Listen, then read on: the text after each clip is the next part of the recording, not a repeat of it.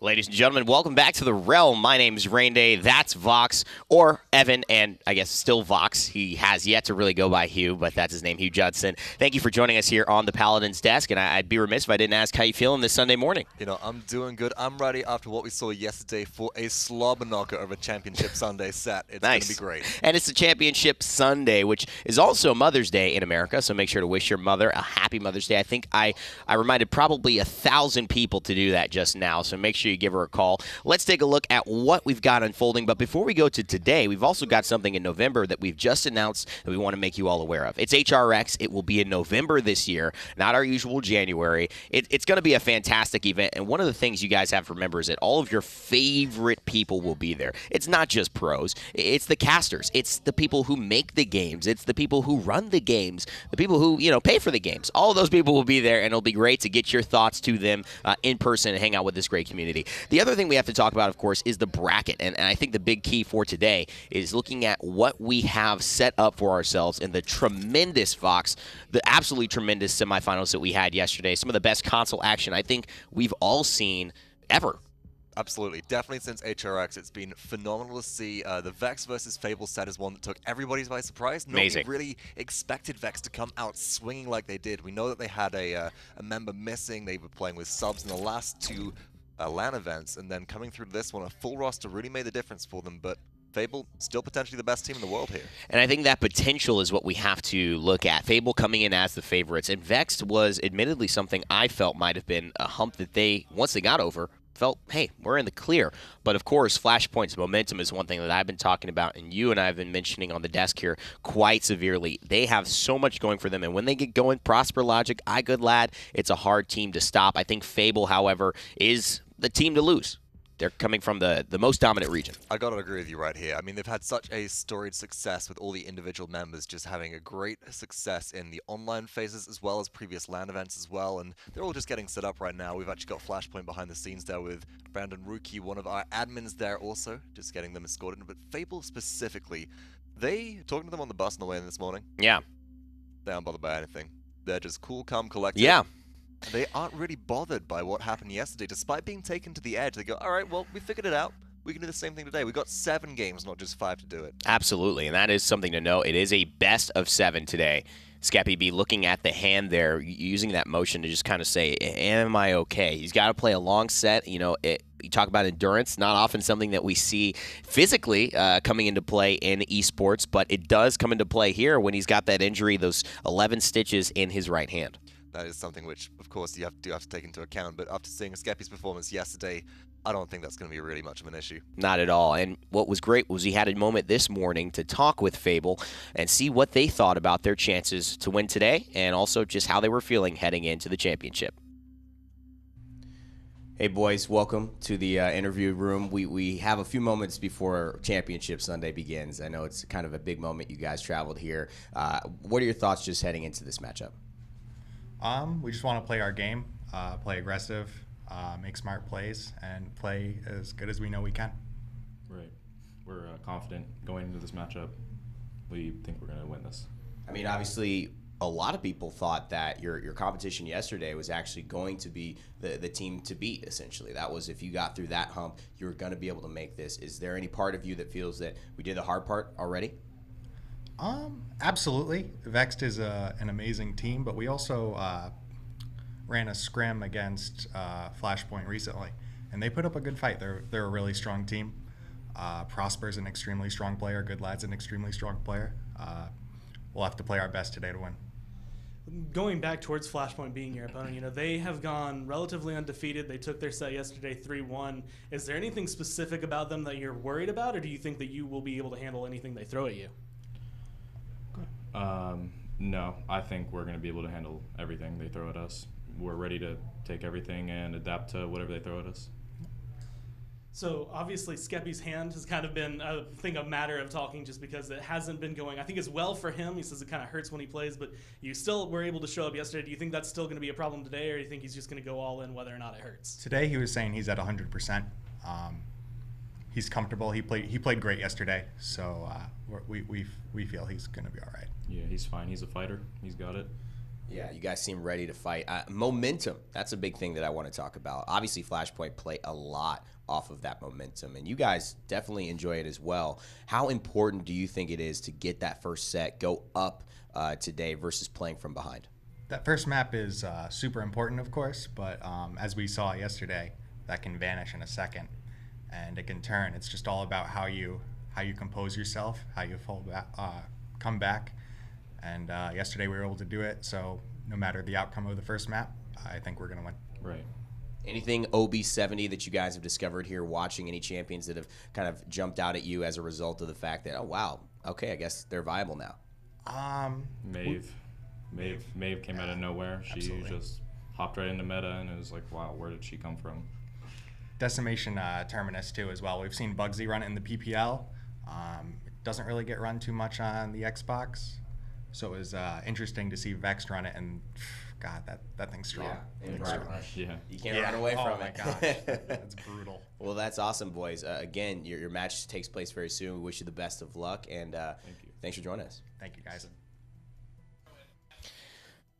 Really interesting catching up with them, and Miracle Intrinsic, they both had a lot of confidence in that interview. I didn't feel like they really felt that this was going to go any way other than their way once the set was over. They did make the remark once in there as well. We'll have to play our best, I think was the phrase that was used. They recognize and they respect that Flashpoint is a strong team, and I think that's good specifically for Fable. They understand they've got opponents that are difficult to beat. But on the other side of things, I think Flashpoint, they're kind of championing the bit here. They're ready to get into this next set. They took it 3-1 yesterday, and they want to get going. They definitely looked the favorite in there and looking confident as well. Prosper Logic with the great Leon plays and the great haircut, that's a hard combo to beat. And part of the problem was that iGoodLad showed up quite a lot as well. Storm Avatar so consistent, the legacy really filling in for Swiper the One, who's been watching at home, and we saw a little Twitter clip of his family yesterday, which I almost wish we could bring up on broadcast. It was so amazing to see all of them celebrating. We saw, many people over the age of 40 behind him, and that's not a dig. That's actually a compliment, saying, "Wow, he's bringing the adults into the awareness of how hype esports can be, and still cheering on his team." I was really happy to see that. We know that's not necessarily the most easy conversation to have. It can be a bit of a series like, people play video games? Wait, for money? Oh, yeah. How much money? So people sit there and watch you play games and pay you money while you play games. Huh. How does that work? That's every NBC host who's ever asked that question. But, of course, we asked a couple of questions to Flashpoint earlier to check in with how they were feeling going into their set today. Hey guys, welcome. We've got just a little bit before Championship Sunday begins. You've flown all the way from Europe. I just want to get your initial thoughts. How are you guys feeling waking up this morning? What's the team's morale like? Well, do you want to go? Yeah, definitely feeling good about it. We came off the win yesterday, without Swiper, so it's now we just really want to win it for him. He had his whole family at his house watching our games, and there was loads of Twitter videos and things of it, and so we are just really motivated to win it for him now. And looking at your match yesterday, you were able to beat NA there, and going up against the team that I think everyone right now is probably saying the most likely to win. Going for Fable, do you feel like you're confident enough to be able to take them down? Yeah, definitely. I mean, they are definitely the favourites going into this. Obviously, NA Xbox has always been the strongest region in terms of coming into they've won two LAN so far. Yeah. But I mean, it was close last time between all the teams, and I think the gap is just condensed. I think the gap this LAN has closed quite a lot. PS4 NA was really PS4 NA and Xbox EU were always kind of losing until Blake came over, but they were an Xbox team. So the gap has it's closed quite a lot since previous LANs. So I think we've improved also, and it should be a really good set today. I was actually going to bring up that Twitter video because I thought that was really cool. That was pretty special to see Swiper, having so much support for you and not kind of just wallowing in the fact that he wasn't able to be here. So specifically, Legacy, for you, the guy that's kind of filling in, what would this win mean for you? It would mean a lot because coming into it was oh well, he's just gonna come in and be a budget player that doesn't really do anything for the team. But then I had a really good Makoa game yesterday and things like that, so I'm just feeling good about it. And right before the game yesterday, I didn't tell anyone on our team, but Swiper DM'd me with loads of stuff saying don't be nervous and things like that. Going into it, he was oh, if anyone would replace me, I'd want it to be you and stuff. So it just really motivated me to do well yesterday. Is there anything you guys are concerned about heading into this matchup with Fable, and whether it's just something that the team feels that could be our weak spot in drafting? We hope that doesn't get shown up a little bit, or man, they have just been looking like a very dominant team. Flying in ours. Flying in Ara is pretty rough, but also like coming into this land, like we saw it last week at Vegas, like Maeve just seemed really strong, but I think on console it's even stronger because it's like so much You just harder kill to tanks. like Charlotte and stuff, a lot much harder to shut down the Maeve. So Do you guys feel comfortable playing Maeve? I played it yesterday and did alright, but I mean, we hadn't really practiced it. It was kind of just a thing where everyone was like, it was kind of like a joke where it was like, oh, don't give me Maeve, because I had like a really bad PCS game with it. And then it was like game 4, I was like, just give me Maeve. And then like, we did alright with it, so it might come out. it worked out. So That was something else that you were actually mentioning yesterday, was a lot of the flexibility that you have, not having Swiper with you, that you kind of needed to have multiple people who are playing multiple roles throughout the set. Is that still something you're looking at to kind of keep Fable on their toes? I It mean, depends on the map and what we pick, I guess, but I think it gives us like a bit of a unknown factor, because obviously Goddard's normally on tank, and him playing DPS, he's really good on DPS, like so solid. But he plays a lot of different hero pool to Swipe. Like Swipe plays the super aggro, gonna get in your backline and destroy all your backline heroes. Goddard can do that, but in a completely different style. So it's a bit of like an off factor for everyone who's played this before.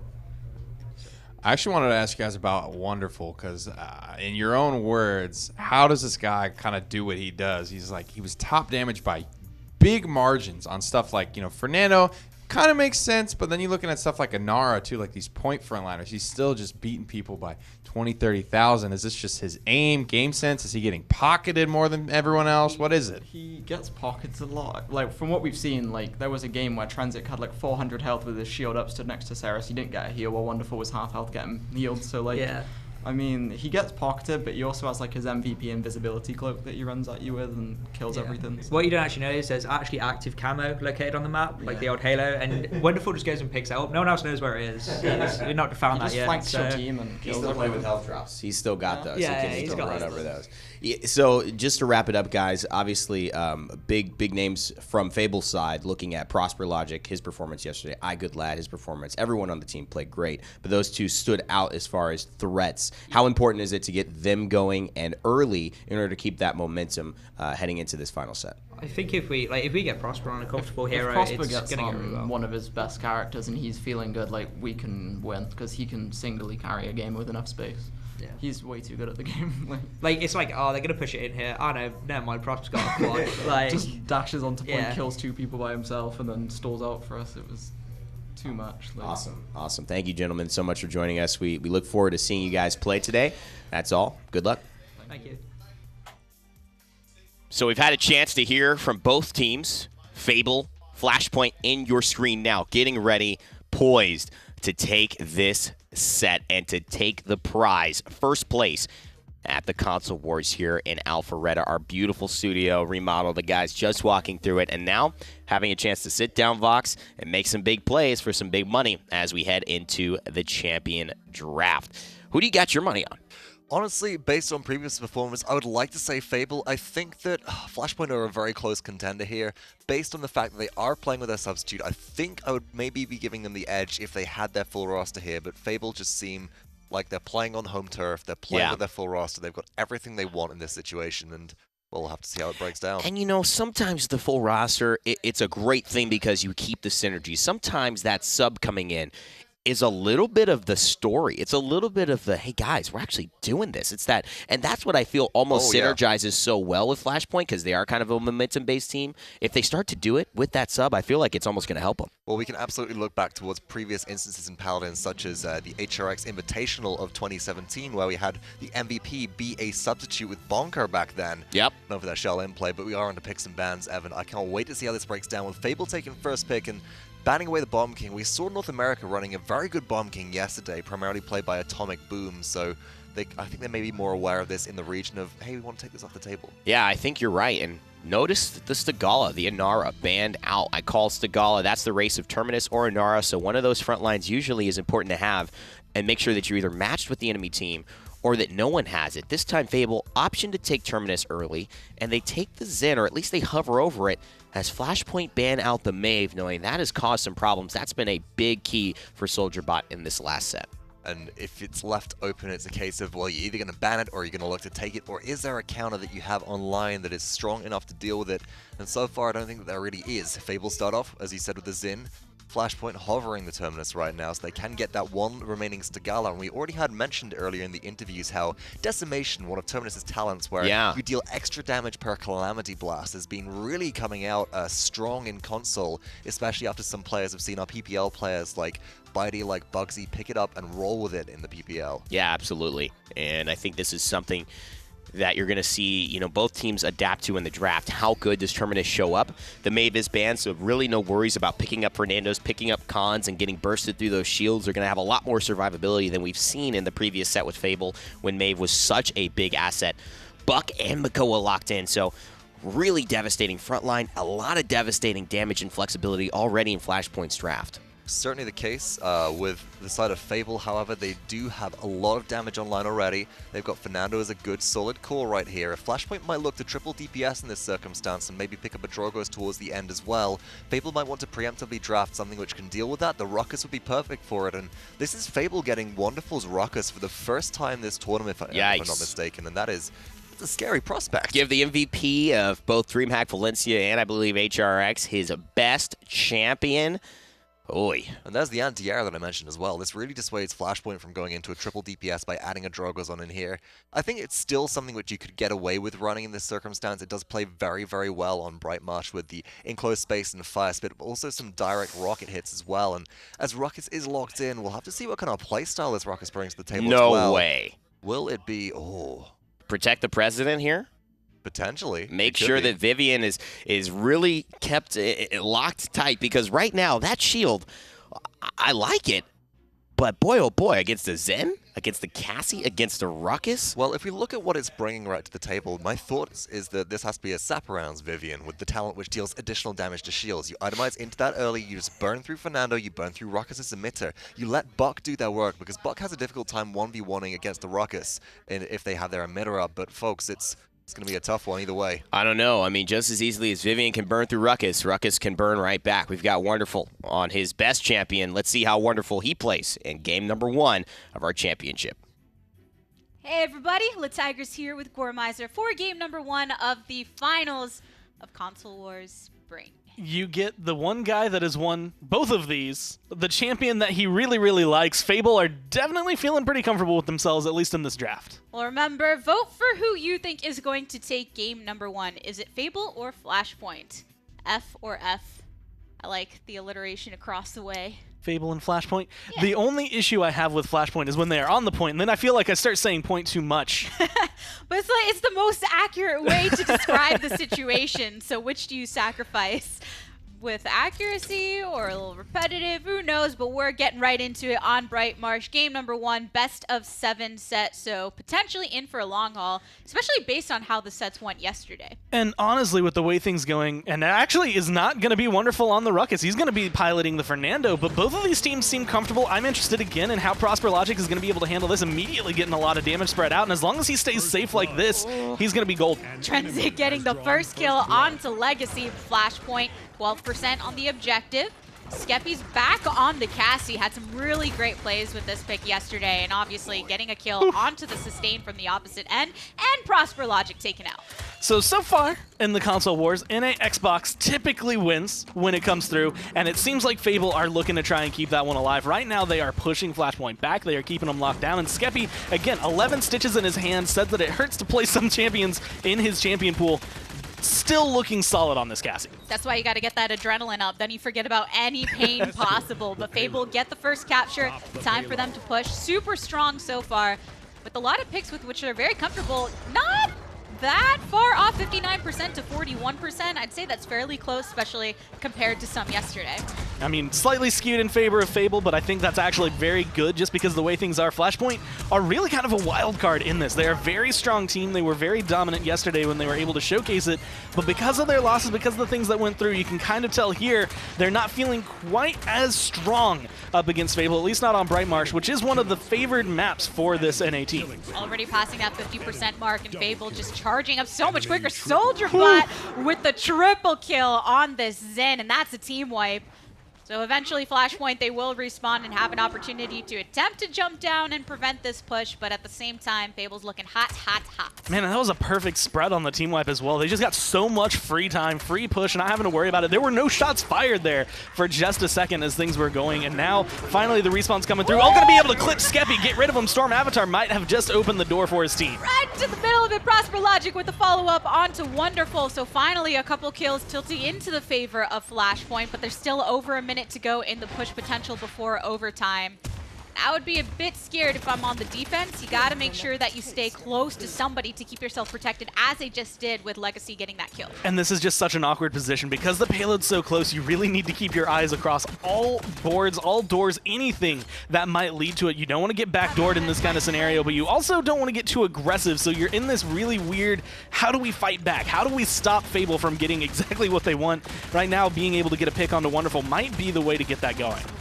Bringing out the Sentinels as well. Extra damage from Prosper Logic, and they are pouring a lot into this Vivian bucket, so ensuring that you get so much utility with that ultimate as long as they don't get shot down. 30 seconds to go for push potential. Wonderful taking a bit of damage, but luckily able to back off in the meantime, but getting focused by Good Lad. 24 seconds left on the clock, and finally getting pushed away with the way that they're picking up the kills and kind of spreading out Fable. This is looking like a really solid defense. It seems like Flashpoint figured it out, but Skeppy does get Revive B, and that's going to cue the aggression. SoldierBot gets in there, doesn't find the kills, and actually is forced to billow away. And one down so far for Flashpoint, and after the billow manages to heal up nicely, Trensic with the credit for that last kill. Skeppy and Trensic picking up another one. So Flashpoint, even though they held for a decent amount of time, overtime is set. That's a killing spree. And once again, 4 eliminated on the side of Red. You get wiped, and now you're holding them back in. Once they come down, Abi literally left the base, got half health, and had to figure out, do I back up or do I go in? He opted to back up, and because of that, Fable just walking in. It's not even jumping out of their chairs happy. They're just, okay, cool, we got the 2-0. Let's just keep going. So the important thing is there has been a huge discussion on SoldierBot if it was a typo and should be Soldier Boy, and if we prefer that name or his existing name. I don't know. I don't know how I feel like about both. it. I like them both, yeah. But so many possibilities. If you're ever wondering what we were talking about before our broadcast even went live, as we're sitting in the green room, that was a huge part of it. So far, he's been doing phenomenal. 13 streak right now. I think one of the only ones to not die in that big sweep where Flashpoint were able to push him back.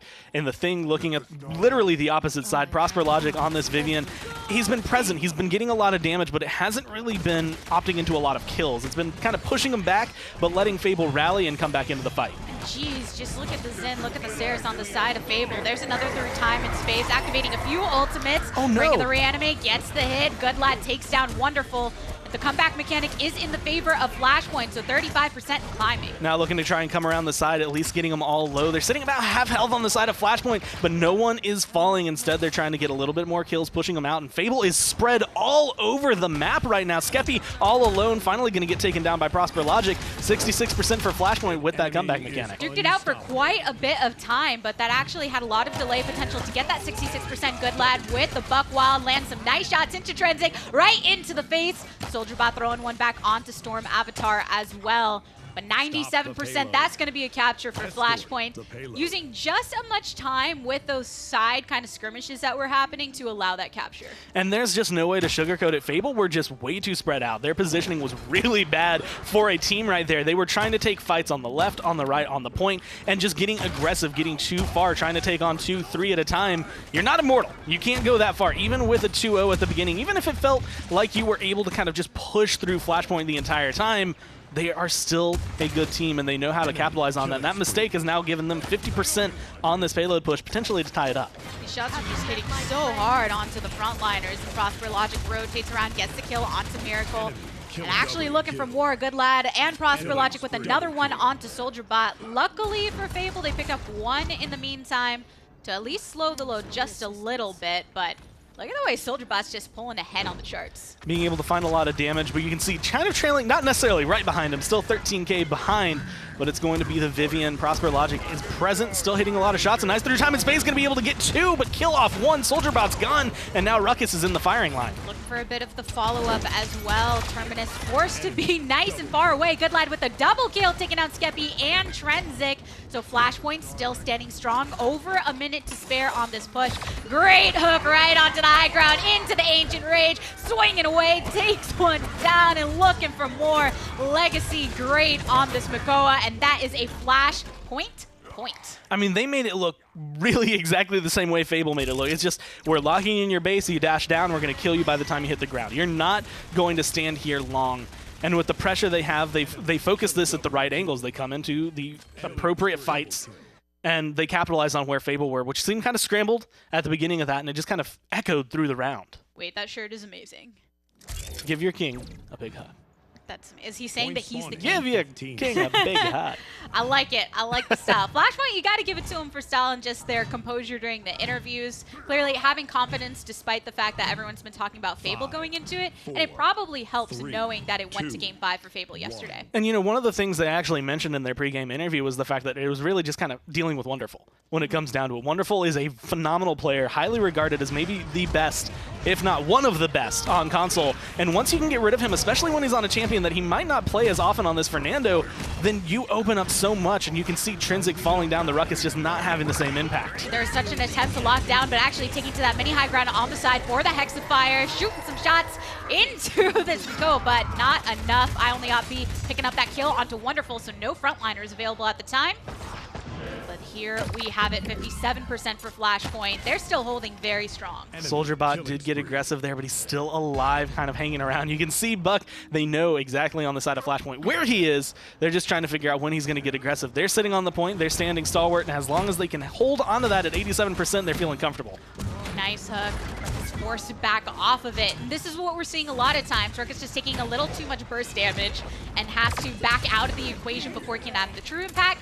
Trenzik taking down one more by the hand of Storm Avatar. 2-for-1 trade. Overtime setting in, and I don't know, Skeppy. These shots are landing nicely. Probably going to take out Legacy as he goes down, but no one can actually step onto the objective from Fable. And I don't think you could see something showcased as to what Cassie can do better than that. She can do a lot of damage, she can even get kills, but when it comes down to trying to defend the point, you're not going to roll in. The nice through time and space again going to come through Storm Avatar, picking off SoldierBot one more time. I like it, I like it. And following that capture, Flashpoint is keeping up with that aggression. Great positioning as well, standing behind the frontliners, landing these shots into the Ruckus. Here's actually some acquired vision for Fable, and maybe this can help them hold this defense, but a convergence actually comes out as well, pulls them in. Man, these Sentinels are just doing so much damage. Vivian is just free firing from the side, and while, again, not picking up kills, setting everyone up low, and now finally going to be able to start rolling through. Trinzic is going to be one-shot double kill picked up for Prosper Logic as he looks to just continue the reign for a triple kill. Man, I love that angle that he took as well. The rest of the team was blockading in that opposite corridor, so he was just able to free fire from that window, and no one could escape his shots with these Sentinels. And that payload, it's continuing through. People from Fable having to hop on down. Incredibly close. Trinzic actually having to jump into it, but you don't want to jump into Vivian. The damage is good. Wonderful. Immortal pop. SoldierBot still alive. Spite used, but they only pick up one. 2 down for Fable, 2 down for Flashpoint. It's still an all-out brawl. You would think that there was less than a minute to spare on this push, but still plenty of time. Picking another one up onto Wonderful. But Flashpoint, they're just continuing with it in this moment. They don't care that they have a lot of time to actually reset and re-approach if they so desired. That was exactly what they needed right there. Those kills, specifically on Legacy. Once Makoa was gone, a lot of pressure that was being applied fell away. Legacy has been in their face the entire time, fighting them, going for the Ancient Rage, just the cannon, the hooks, anything that he has in his arsenal has been taking him down. That determination, just making sure that he does not get CC'd long enough for them to actually kill him off. His shield will be up, he'll be able to react, and because of the way he's been playing it, I mean, you can just see it right here. He's going for the kills. And focusing so much on both Trinzic and Wonderful. That's how they've been able to just break through these different passageways set up by Fable. But at the same time, by being as aggressive as they were until the couple kills went in the favor of Fable, instead of taking it on their own accord to back off and reset, it did take a lot of time out of their pocket to potentially push and win. But I don't think they're upset if this goes to last point as well. Legacy, once again, going down. Up B, relatively low, but has reanimate if he needs to use it around this payload to keep it going. Overtime finally ticking through. If they can push this, they will take map 1, but it looks like they're going to be holding on to these ults and falling back. Gets reset for a moment time. Overtime trickling on down, and Fable get that defense. So game number 1 already as tight as can be, coming down to a single point. Honestly, the scary things throughout all of that, even with Fable getting that defense, mainly looking at Buck and Genos, both of them, I believe, at one point hitting either an 18 streak at the minimum, 20 streak in that area for the Buck. Just a lot of kills, a lot of assists. The Void Grips, the ults have been on point coming down. So just being able to set this up. Flashpoint know kind of where Fable are going for this. Storm Avatar specifically, I mean, of the 4 kills, I think 3 of them have been off of his ult, and the 4th one might have just been a Void Grip. The 25 assists that he has been Void Gripping him and holding him in place for Prosper Logic, for Legacy, anybody to just come and sweep him up. So he's been a very prominent force, and I don't know if Fable know how to deal with him. Right at the top of the game, Fable was ahead in slash lines, ahead in credits and everything, and then Flashpoint, as soon as they got those first couple kills onto Prosper Logic and such, it really allowed them to amplify their potential to even this out. But early access onto the point, Prosper Logic goes down to Soldier Bot though, plenty of ultimates available and swinging away, looking for the butt. And here's the Ancient Rage trying to find some targets despite onto the biggest one on the capture. Reanimate going to be coming through time and space, flying as well, going to be able to get the tail end on Trinsic right there, but Legacy is low. Legacy's about to fall, but he doesn't go down without a fight, takes out Trinsic, and now you have the swing just coming through as Op B taking a kill. Getting 2 isolated, wonderful, eliminated in that moment, but it's a 2 for 2. Finally, another respawn on the side of Flashpoint, but it's 69% and climbing onto the objective. They just got Genos sitting, chilling, waiting for this to complete its rotation, but Fable, they have to make it in with that. Oh no! Prosper Logic shuts him down, puts the blaster right into those cannons, and it's 96% still. The shotgun can't be underestimated right there. Skeppy goes down, Soldier Bot, wonderful, all gone. Miracle, just a tail end as Flashpoint pull themselves ahead and on the point for the win. So Flashpoint taking game number 1 of the set, and we mentioned it many times, and it was said in the interviews that Fable is the favored team going into this LAN, but in their semifinal, all the way to game 5, here in this best of 7, Flashpoint taking the lead. It's pretty tough stuff for them. I mean, there's definitely a lot of notes they have to take. One of the things I still think was a little weird was having Wonderful on the Fernando. I think he can do a lot of damage, but it just wasn't quite the same as his Ruckus and as some of the other champions we've seen him be prominent on. So who do you think was the MVP for game number 1 on Flashpoint? I mean, a lot of them were showing out. Honestly, I want to have to give that to Genos. I have to give it to Storm Avatar, just the way he was setting up the rest of his team, or Legacy, honestly. Either one of those two really just kept the team alive. Let's go ahead and hear what the desk has to say about this game. Well, I asked Vox, I proposed this question, I want to propose it to you, and someone who's out there, a young statistician who wants to make their name in Paladins. I will retweet this, I will give you credit. I want to know the quality, the win rate of when one team has a Stigala, either a Nara or Terminus, and the other team does not have either a Nara or Terminus.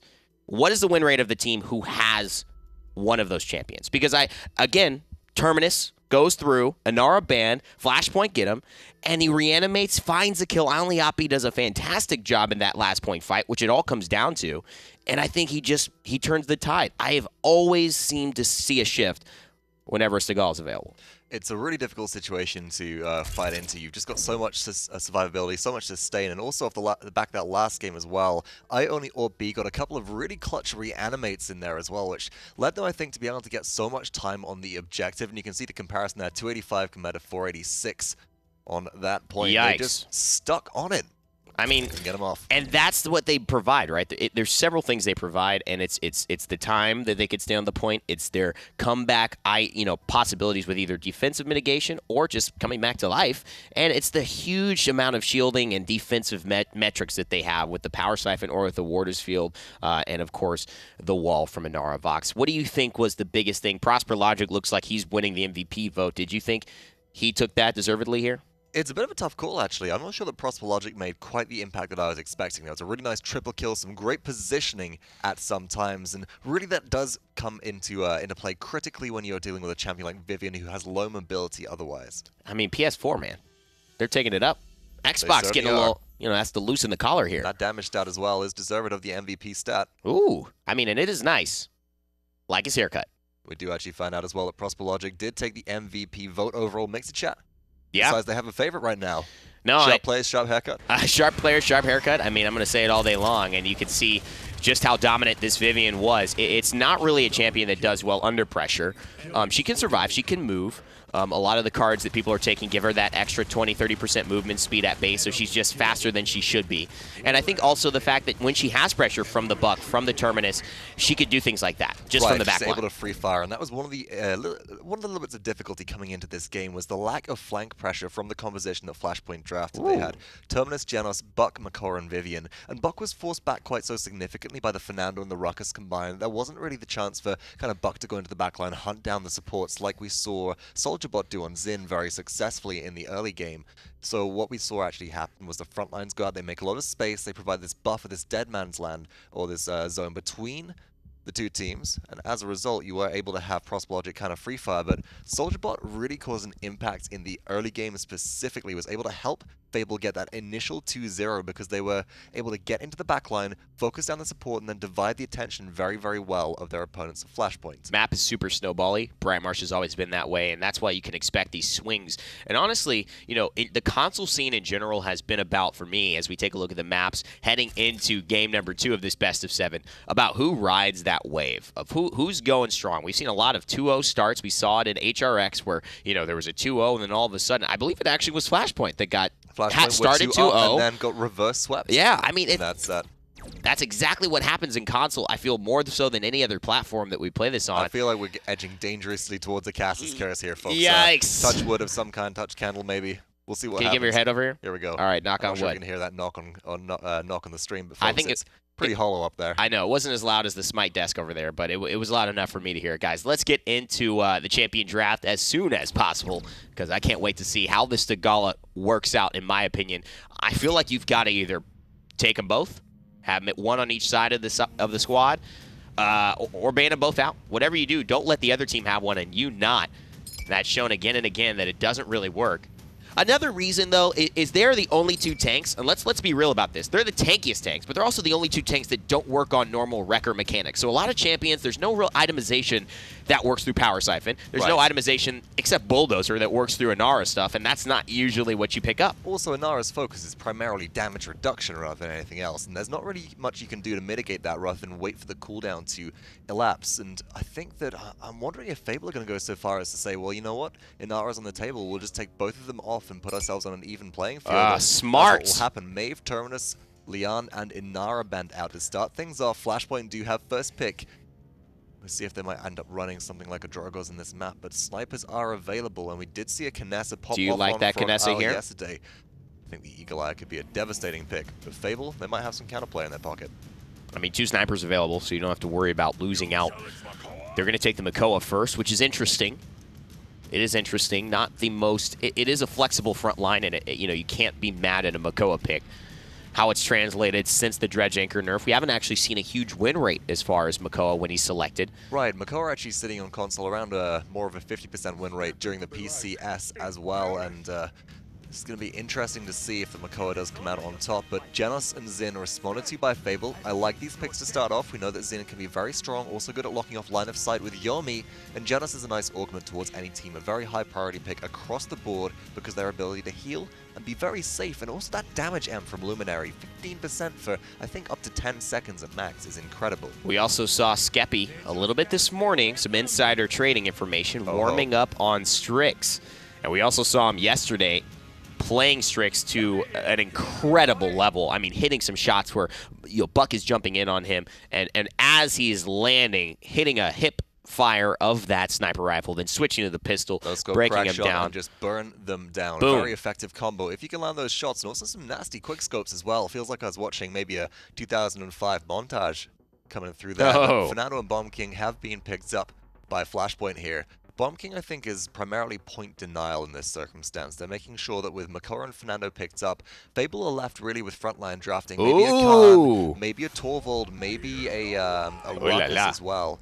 And they have champions which are kind of easily disrupted by Bomb King. There's no big shield besides Khan's Bulwark that can interrupt that Grumpy Bomb, for example. I mean, we have to talk about the fact that Khan's Legendary here is going to provide, and the name of it slips me, I'm sure you know it, Fox, but the ability for him to be damage immune and CC immune during those grumpy bombs is a huge boon. Oh, absolutely. And to provide that for his teammates as well, that is a big deal. He's not providing the damage immunity to them, but he is providing the CC immunity, so that's going to shut down a lot of what this Bomb King wants to do if Khan is on point. Yeah, absolutely. The firing line talent specifically. Evan, That's right, firing line.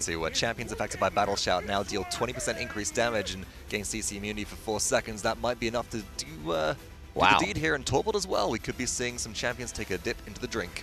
I mean, let's get it right into the game, guys. No, don't want to wait anymore. Khan on the table for the first time this set. Let's send it to our casters and get right into game 2. Game number 2, possibility to tie up the set or go ahead and have 2 in the favor of Flashpoint.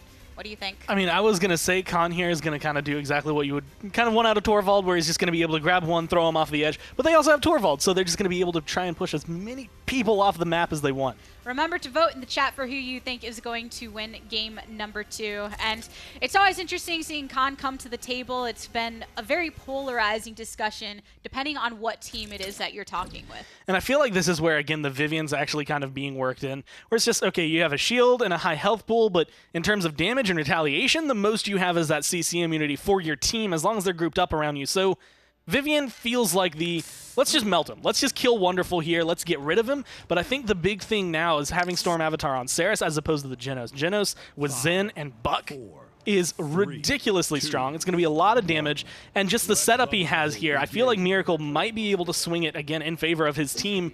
But it really does depend, I want to say, on these front lines. And it's Prosper Logic on the Bomb King, running Royal Subjects as well. Very interesting. Getting closer and closer with those percentages. Nice lockdown, throw overhead. Quite a bit of damage on Die Only Op B. Skeppy getting the last hit. There's your first blood. Shot's going to be coming down. Wonderful going to be able to pick up another one as they're getting aggressive. Soldier Bot on the Zen on the side. And even though he doesn't really have a surprise attack to come from over here, he's still getting a lot of clean damage. 977 was that last one. And that's just with that Luminary. He hits so hard. Luminary plus Yomi is just allowing him to go off the chain, but he was very impactful in game number 1, particularly in the early game until Flashpoint managed to get the snowball going. So here, if he does the same in a bit of a quicker fashion for the team, Fable could go ahead and bring that to a victory. They get point number 1. I only be into some trouble once again. Once again, being able to grab themselves that early point, but this time not having anywhere near the same push they had, trading outright there. Skeppy gets one, but loses his life for it. Miracle getting pushed away with the rest of his team. And this is where it comes through. Wonderful has to be aggressive here, has to be the one to kind of lead the way. Torvald, not really known for pushing through and being more of the follow-up, the shield to keep everyone else alive. Finally gaining a little bit of momentum on the payload. Flashpoint closer and closer to their actual spawning area. Soldier Bot getting aggressive as he loves to do. Great hits onto Storm Avatar right in the back, but so much sustain to try and break through, and there you go. Last hit onto Storm Avatar. Here's some kills going in the favor of Fable as 3 have fallen. I mean, just clinging kills all across Fable. They lose Soldier Bot, but in the grand scheme of things, they just force Prosper Logic off the edge of the map. They have 10 seconds until he comes back, so they don't have to worry about the Bomb King for a little bit. And the entire time they're dead, regrouping, that payload's just inching closer and closer to the point where it's soon enough going to be able to find its home. Yeah, that works really well, having that much of a difference between the actual spawning times, and there's a convergence. Manages to pull a few of them in, taking a bit of damage onto Fable, but still able to stay alive in the meantime. Skeppy backing off for some healing. Trenzik ends up getting punished just as well as Buck. Be getting a lot of kills, or heals dumped into him, and actually exactly the fight Flashpoint needed. I mean, pulling 3 with the convergence. They didn't pick up a ton of kills. They got a lot of poke and forced Fable back. Now they're able to reclaim that land and at least try to hold on to it. But this is, again, another area where you kind of have to be very careful as to where you're looking, make sure no one slips through to get to the payload. Oh, here we go. Good lad, after popping the ultimate, gets the kill onto Soldier Bot. 45 seconds to go on the push. Lots of aggression coming out of Flashpoint on this defense.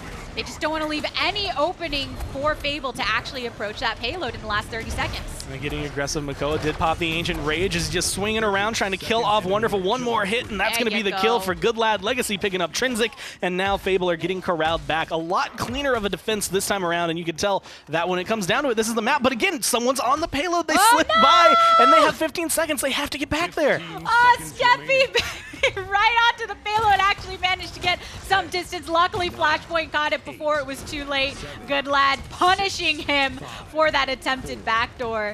But still, you gotta commend Fable for that effort. and recognizing the area now in overtime, but you only have one member dancing around. Wonderful might be able to touch, will be able to get the overtime, kind of persisted, but not without trading out his life. I feel like this is the moment where if you're Fable, you fall back and you go back to the drawing board. You had a clean capture that time around, and when you were in the second round for the last map, Flashpoint had the comeback mechanic. Now it's going to be even footing, so you at least have that going for you on the side of Fable. I feel like Flashpoint on that defense, when they saw Skeppy was on it and then went and killed him, they thought, never again, never again. And then everyone was just in the circle around the payload. And there you see Skeppy going, oh man, I coulda. I was close. Had that worked, I mean, first off, I expect opposite of what we saw the last time Fable got a 2-0. I expect them to be out of their seats, laughing, jumping, excited about that one. But it was just far enough, though, where he would have had to sit on that for a long time. And then at that point, if you really did manage to do that, then you have to just say shame on you, Flashpoint, for not noticing anything.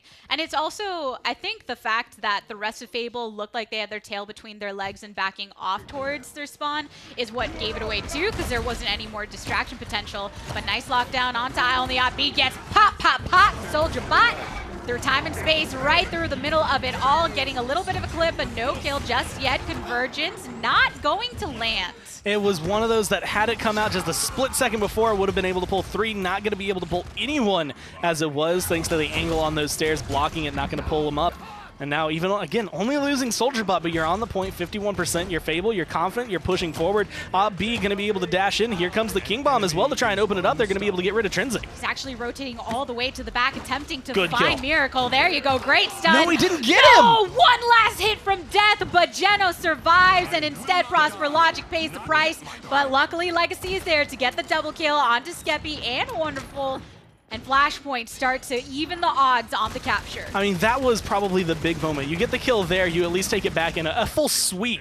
Now it kind of feels as though you left something going that you shouldn't have left. That Genos being alive might not be crazy impactful immediately, but that streak burning, him just slowly charging his ult as he goes through. A Hyper Beam going to be coming through, not going to be finding much. Might make the difference. Shield just burned down on both Torvald and Buck. Legacy, he didn't like getting pushed away at all, and now it's Ancient Rage time, locking his eyes on Wonderful, saying, I got you with the double kill onto the same 2 people he got his last double kill on, so very clear prioritization of those targets. Getting aggressive immediately, just right outside their base. Come on out, I'll hook you, we can kill one of you at least, or I'll just get a few pot shots while you're standing there and I wait for my team to come around. 2 minutes on Frog Isle is an eternity when it comes down to it. You have so much time to get this push, and with the way he's playing, even though he gets low, Sarah should be able to kind of pocket heal him, get him right back up to full, and this fight should still just continue with these 2 front lines. And that's actually a very common approach. After you get that capture, if you can go all the way to their spawn door, send one of your frontliners there. Wonderful. Soldier Bot, Skeppy getting kills though, and punishing Flashpoint.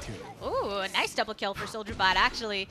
But in this moment, it's a little bit of a turn, but as far as Flashpoint, the approach that they took immediately after, that's what you want to do. Try and lock them down as long as possible. And it allowed them to get to the 50%, but they just got punished really hard. Now with the way things are going, again, you can kind of see what Flashpoint were doing, but in Fable's play right now. Get aggressive when you find the defense. Try to push them back. Stop them from getting close to the payload early so that when you do have to retreat, as you retreat, they don't really gain much ground. They don't get anything really back. They just end up where they should have been in the first place. So as long as you hold that through time and space going through, going to connect on Legacy, but not finding too many big kills. Loving the doorbell shields as well with that. Thanks, Grandpa. Skeppy Soldier Bot picking up some kills, but Skeppy ends up trading his life in the process. Still a minute to go with a push potential, but falling into a little bit of trouble. Fernando goes down to the double kill on our boy with the Zin. Almost found the last hit. I feel like there was just one angle that was just against that sword, finding Good Lad there. But as everything goes, he falls back. You can see Storm Avatar, the rest of the team, trying to figure out how to get back into this. Wonderful, getting aggressive, but Khan having a kind of, I want to say, back and forth performance as to whether or not he's standing in the front doing a lot, or if he's just like right now, getting killed off before he can really accomplish anything. Manages to delay a little bit with things like Shao and the Bulwark, but it's not enough to keep him in the game for the entirety of that duration. Prosper Logic picks one up onto Trinsic as well. So without any frontliners, Fable are for sure a bit more vulnerable. Luckily for them, the payload has a bit of a way to go before they're completely punished for those eliminations. Prosper Logic did look like he was going to go and get in their face, but immediately kind of poppy bombed himself out of there, decided that it wasn't worth it. 7 seconds left. They're going to be able to come through. Overtime will happen for the team. The question is whether or not they're actually going to be able to get the push. Right now, Fable are looking good defensive. I'm liking the positioning from Flashpoint, though. Send your big boys to the opposite end where everyone is more vulnerable. SoldierBot actually trying to entrench upon Flashpoint and their backline. Trenzik with the double kill from Fable, though, and that's going to be your defense. And Khan being able to dash forward, that was actually really big. He gets the grasp without actually having to use his ult. He does have an ability to grab people and kind of fling them back, but it holds them in place. It keeps them CC'd for a little bit, and that's exactly what they're capitalizing on. If you hold them still for something like what SoldierBot has been doing, you're going to let this guy come through. I think it was just that last sword, just barely around the corner, not able to quite connect, but being able to come through, definitely feeling confident in his Zen play, and with Genos just enabling him, it is ridiculous. And it's also just good teamwork from them where when you do go in with the commander's grab and you take them and you lock them down, you yourself as Khan are a bit more vulnerable. So having the immediate turnaround from the rest of your team to actually eliminate that target counteracts some of the backlash that you actually get for the ability. I think my favorite card here for SoldierBot is this Dragon Oil 3. Gives them 3 extra shots, which is going to be a lot more damage, especially when you apply it like there. Immediately able to go into the fight and continue the fight. Good Lad gets low, but the healing, that Spite just not doing a lot of damage. And the ult comes out from Vivian once more. Here's through time and space. Gets a double kill onto Good Lad in Legacy. That's one way to go ahead and turn it around. And Fable now going to say, that ain't no Fable, that's just truth, I'm telling you. 24 streak right now. Skeppy looking to get aggressive, lock him down in their base, and keep them zoned away. With the way things have been going, this Genos not dying and just doing so much for his team, whether it's in terms of the bonus damage, the healing, or just fragging out himself. That was just such a great read of the room, basically, and that 25 streak still going strong. Wonderful and Friends just collapsing upon Flashpoint, which allow Fable to get their 3rd point of the game. And it's been a capture defense so far. Now being able to get rid of Wonderful. Probably the best way to start it off, at least in terms of defense. They're downtown, one person, mainly a front line, which makes it a lot easier for Flashpoint to get in here, push them away from the payload, and try to reclaim some land. But again, like 2 minutes on Frog Isle feels like forever when you are defending. You have to do so much to stop it, and that payload just always gets closer, and Skeppy just showcasing, like, you can't forget about anyone in this fight gonna be held in place and killed. Well, that's exactly what we're talking about. Double delay triple from Skeppy. Actually, another one with the rest of the team wipe, but popping the Buckwild once he saw the lockdown from Wonderful to ensure that he could actually help clean up that target. And that's that immediate reaction that you need from your teammates. And just with the way things are going, you can see a lot of healing oriented, keeping himself alive, looking a lot more like what we used to see out of Buck, as opposed to focusing on the net shot, focusing on trying to get in snare and things like that, and just being able to get aggressive with it. So far, Skeppy's been almost impossible to kill. Oh, another Convergence actually manages to pull some through at this point in time. One down for Flashpoint. Still over a minute to go. You hear the King Bomb pop off. Gets Trenzik. SoldierBot dishing a little bit of that back as well. 13 streak for him. Picking up another. And this is just looking like Fable is keeping with that same aggression that's been working. And so far, I mean, just stand outside their base, kill them off one by one when they happen to step out. Right now, this Zen is doing work. One more hit, one more kill for SoldierBot. Woo! SoldierBot, tell him, boy! He's getting kill after kill after kill with the help of his team, of course. And there's another through time and space attempted. And Fable, they walk away with the victory to tie up the set. Honestly, when it comes down to it, for me, you let Genos and Zen through, and it's you can take one or you can let one through or the other, not both at the same time, and showcasing exactly why you should not let, specifically Fable, have that kind of combo. They just ate through the health bars. There was never a point where I feel like SoldierBot didn't get a couple kills every time he died. Oh, yeah. Every time that he ended up making the trade, sometimes you're happy with 1-for-1, depending on who it is. But in this case, he was just going and powering through. Who did you think performed the best in that game? Game number 2. Who's got your vote? I mean, I'm just saying there's a 34 streak on Miracle. You know, just throwing it out there. He was doing really well. That one ult, picking up a double kill and just being able to place it. He did a lot of enabling. You got a lot of love for your supports and your frontliners and everything. I want to know who the desk has love for. Let's find out. No love. No love found here. It's all even keel. I have no emotions. I'm not an NA bias caster at all. You're not an EU glutton who needs all the wins. I'm biased, attack everybody, but that's just I love seeing some EU representation. This is the first LAN out of 3. You know, we had Europe in the finals, but I gotta say, Fable just took that last game by storm, man. Yeah, they really did. And I was gonna comment on how excited Vox gets whenever EU wins a game, and I'm excited that you actually got hype for a North American, victory here. Oh yeah, they look good. They did. They look nice, and I think that's a big sign for them moving forward. And you know what? Fable, as everybody said this land so far, they said they've got great team play, they got great coordination, their synergy is on another level. We really saw that with how well SoldierBot was enabled by the Genos on their team, but also by the Torvald as well, notably running a high level of Wind Dancer in their loadout. So as soon as that bubble, that thanks Grandpa CC immunity granting bubble that lasts for an initial 4 seconds, I think, goes onto the Xin, you see them zooming all around the map, straight into the backline, dealing mad damage, and then getting out just getting out free with Billow. Well, no longer CC immunity, Vox. You gotta remember, they took that off because it's that nerf. He was just too dang good. You can CC immunity from Khan. Essentially, right? And SoldierBot, he was fantastic throughout this matchup. You saw the Zen just absolutely annihilate it. A couple of great plays from Miracle as well. That double kill on the Genos is pretty exciting to watch, but SoldierBot's been a consistent thorn. It's unfortunate that Skeppy has kind of often taken the, just the highlight, just the limelight from him because he's been such a consistent performer in my eyes this weekend. Certainly has been, and we saw a great play from the Buck as well at that point, but SoldierBot really did steal the show at that point. And again, the composition was drafted fantastically. We saw a lot of interesting usage of Khan as well, some great positioning so you can use that battle shout to enable your teammates, but also some turn and burn ultimates, which seems to be the more preferable style of Khan being played right now, rather than throwing somebody off the map. Unless you're standing right on the edge, you just pick them up and say, all right, shoot them. They can't do anything. And I love the idea of firing line as a direct, counter in your picks and bans against Bomb King. I mean, I think it shut down a lot of what he was trying to do. I think it was hard to lock him down. And heading into the champion draft here, you got to say, both Stigala banned out. Do they go for that this time around? Serpent Beach will be the next map. I don't feel like you can get away with the Khan quite as much on Serpent Beach. You still got some environmental hazards. They're still not necessarily going to be bad here, but the issue is that verticality, the vertical movement, as I completely lose the ability to speak right there. It's okay. You're a robot. We're just all finding out right now. I can't Your speak system anymore. programming is... Absolutely. No, my programming needs a bit of a... Absolutely. There we go. But Khan has difficulty with vertical movement and also players being above him. The Bulwark can only protect you from a very narrow field of view in front of you. So if people can shoot over the top of your head, then they can apply cauterize to you. You can't have a lot of healing throughput onto yourself. You have to rely on your battle shout more and a lot of good positioning. I feel like we'll be seeing more of this Stigala come out on here unless they're banned away. Well, let's take a look. Champion draft upcoming right about now.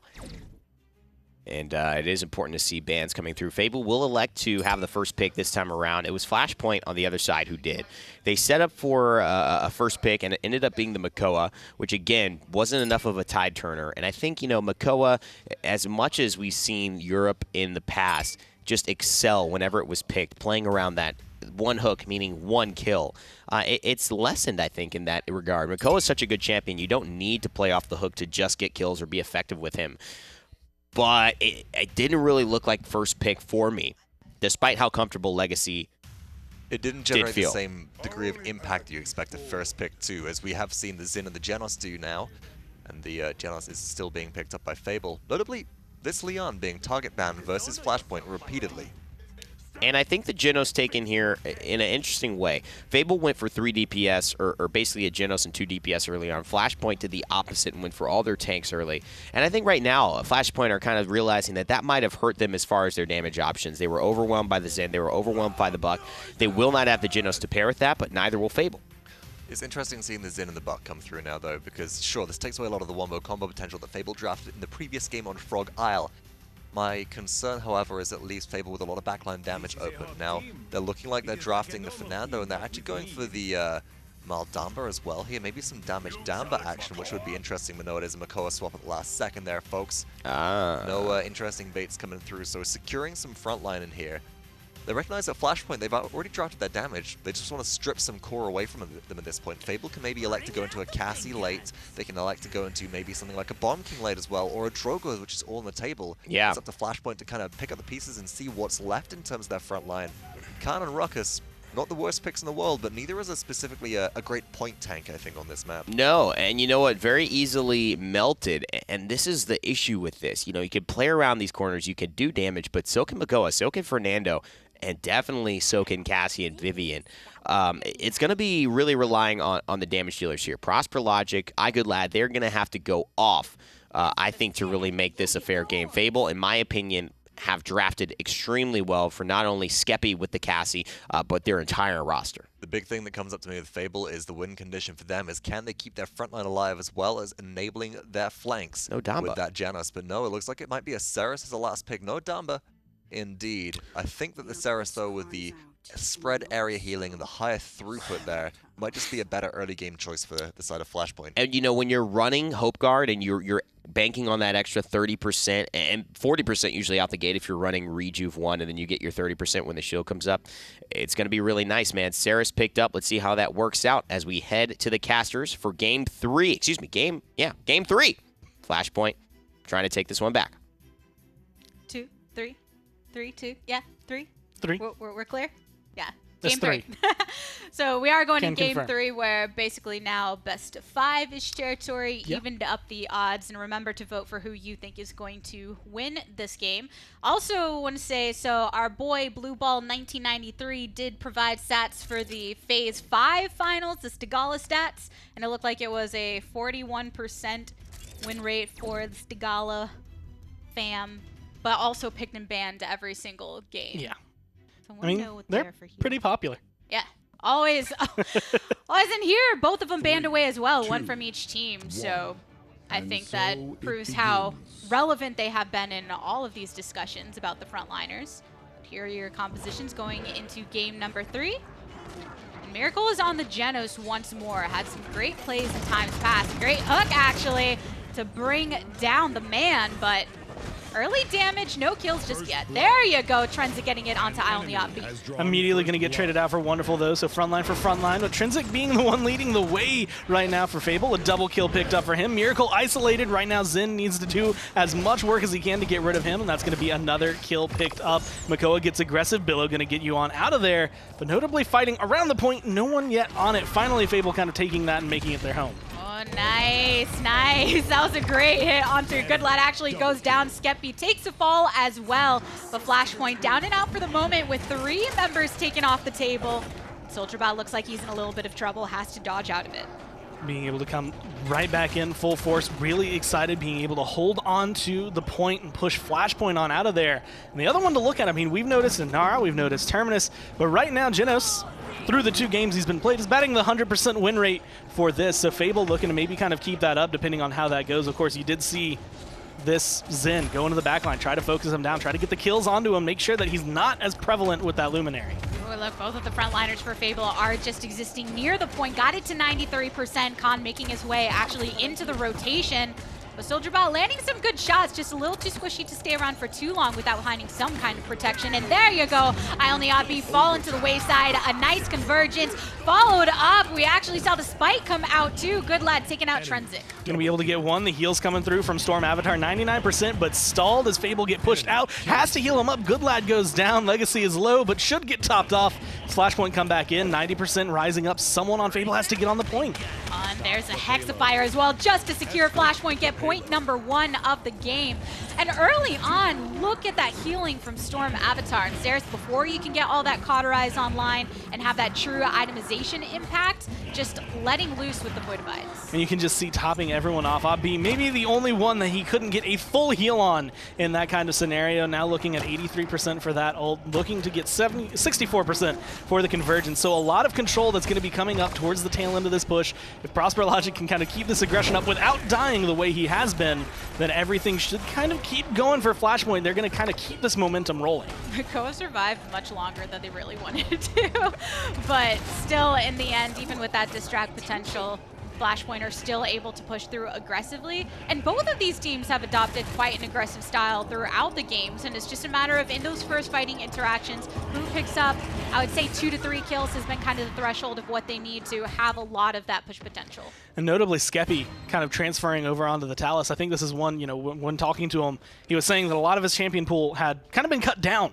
And so a lot of what we've been seeing him on has kind of been, I'm going to sit back and just barely have to trace too much, somewhere comfortable. Talus a lot more kind of look around, fling yourself, fling your sights. So going to be putting a little bit more strain on his hand, but I think that's just the call they had to make when it comes down to it. Do we want to win? We're going to have to reach a little bit further down and just hope that your Talus can carry us. And it's the last set of the entire land, so maybe that is part of the thought process of it hurts, but it's possible. No pain, no gain. Yeah, maybe. There you go. Don't have to hit the gym. Just feel the pain right here in the studio. Not the kind of pain you want. No, not quite. Right there in your hand. Yeah, just of all the ways that you could have got injured as a professional gamer on your freaking hand, that is just the worst thing to happen. But still, in the end, he's playing very effectively, despite juking us all of whether he was going to play or not right there in the beginning. But here we are back in game. Being able to come around. I think he's a big win condition, just depending on how his performance can be. And as you can see, shredding still a lot of damage on the Talus, but it's the question of, are you going to get a lot of poke, or are you going to get some kills? Right here, you're locking people down, you're getting them low, you're kind of forcing Flashpoint together, and finally, you're going to be able to pick up one, and notably the healer. That was a really great job of just tracking Storm Avatar, even after he actually went into stealth mode, so not being too fearful of locking away from the target and losing any value that he did pour into that. Instead, he stuck to it and took out the sustain in the meantime. And I love his positioning. He's just being a nuisance on the side or in the back, while the rest of his team's sitting on the bridge and just pelting with crossbow bolts, bullets, whatever they might happen to have in their arsenal to throw down at Flashpoint. Just not able to really come in. SoldierBot notably just kind of hanging out up here. No one's been looking at him. They're all distracted by Skeppy. And the thing is, once you get to a certain point in the push, then anybody that actually dies on the offense loses even more than somebody on the defense because of that spawn proximity. So if you're going to get the one-for-one trade, the defensive team is usually going to come out on top in that situation. SoldierBot taking out Storm Avatar again, followed up with Good Lad.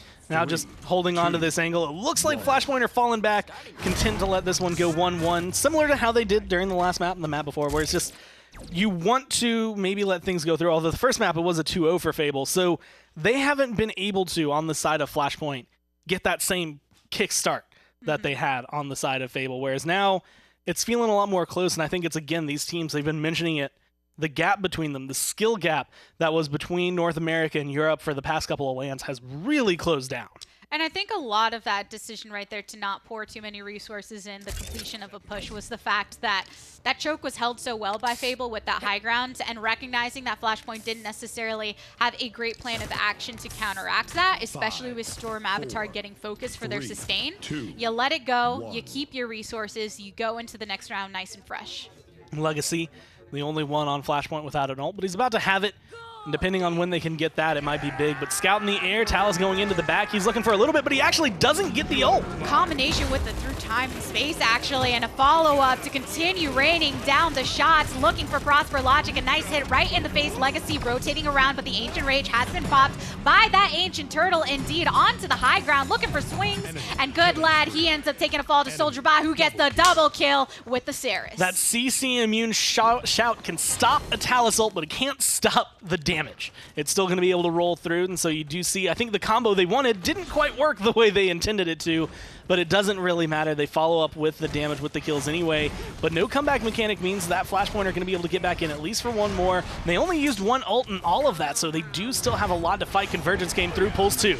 Well, 78% on the objective as well. Gets the kill onto Miracle, and that's a nice trade, but I only got B also taking out Wonderful, and suddenly Fable, they're looking like they're in a lot of trouble. I know Good Lad, that's his name, but he's looking like a bad boy with that double kill, and looking for more. Takes another one into Trenzic's face. That shotgun damage is just so good. Good Lad recognizing exactly where he needs to be, when he needs to be there, but again, with the way things are going, you have one more shot as Fable. You need to get in, regroup, figure out how you're going to go about it, and be very wary, because there's one thing that wasn't used. It's the Hexafire still in Legacy's arsenal, and still a huge threat. Might be able to give it, and it's actually popped right there. And no one can really make any way into this fight. Legacy picks up another kill onto the Turtle, and Good Lad with that follow-up.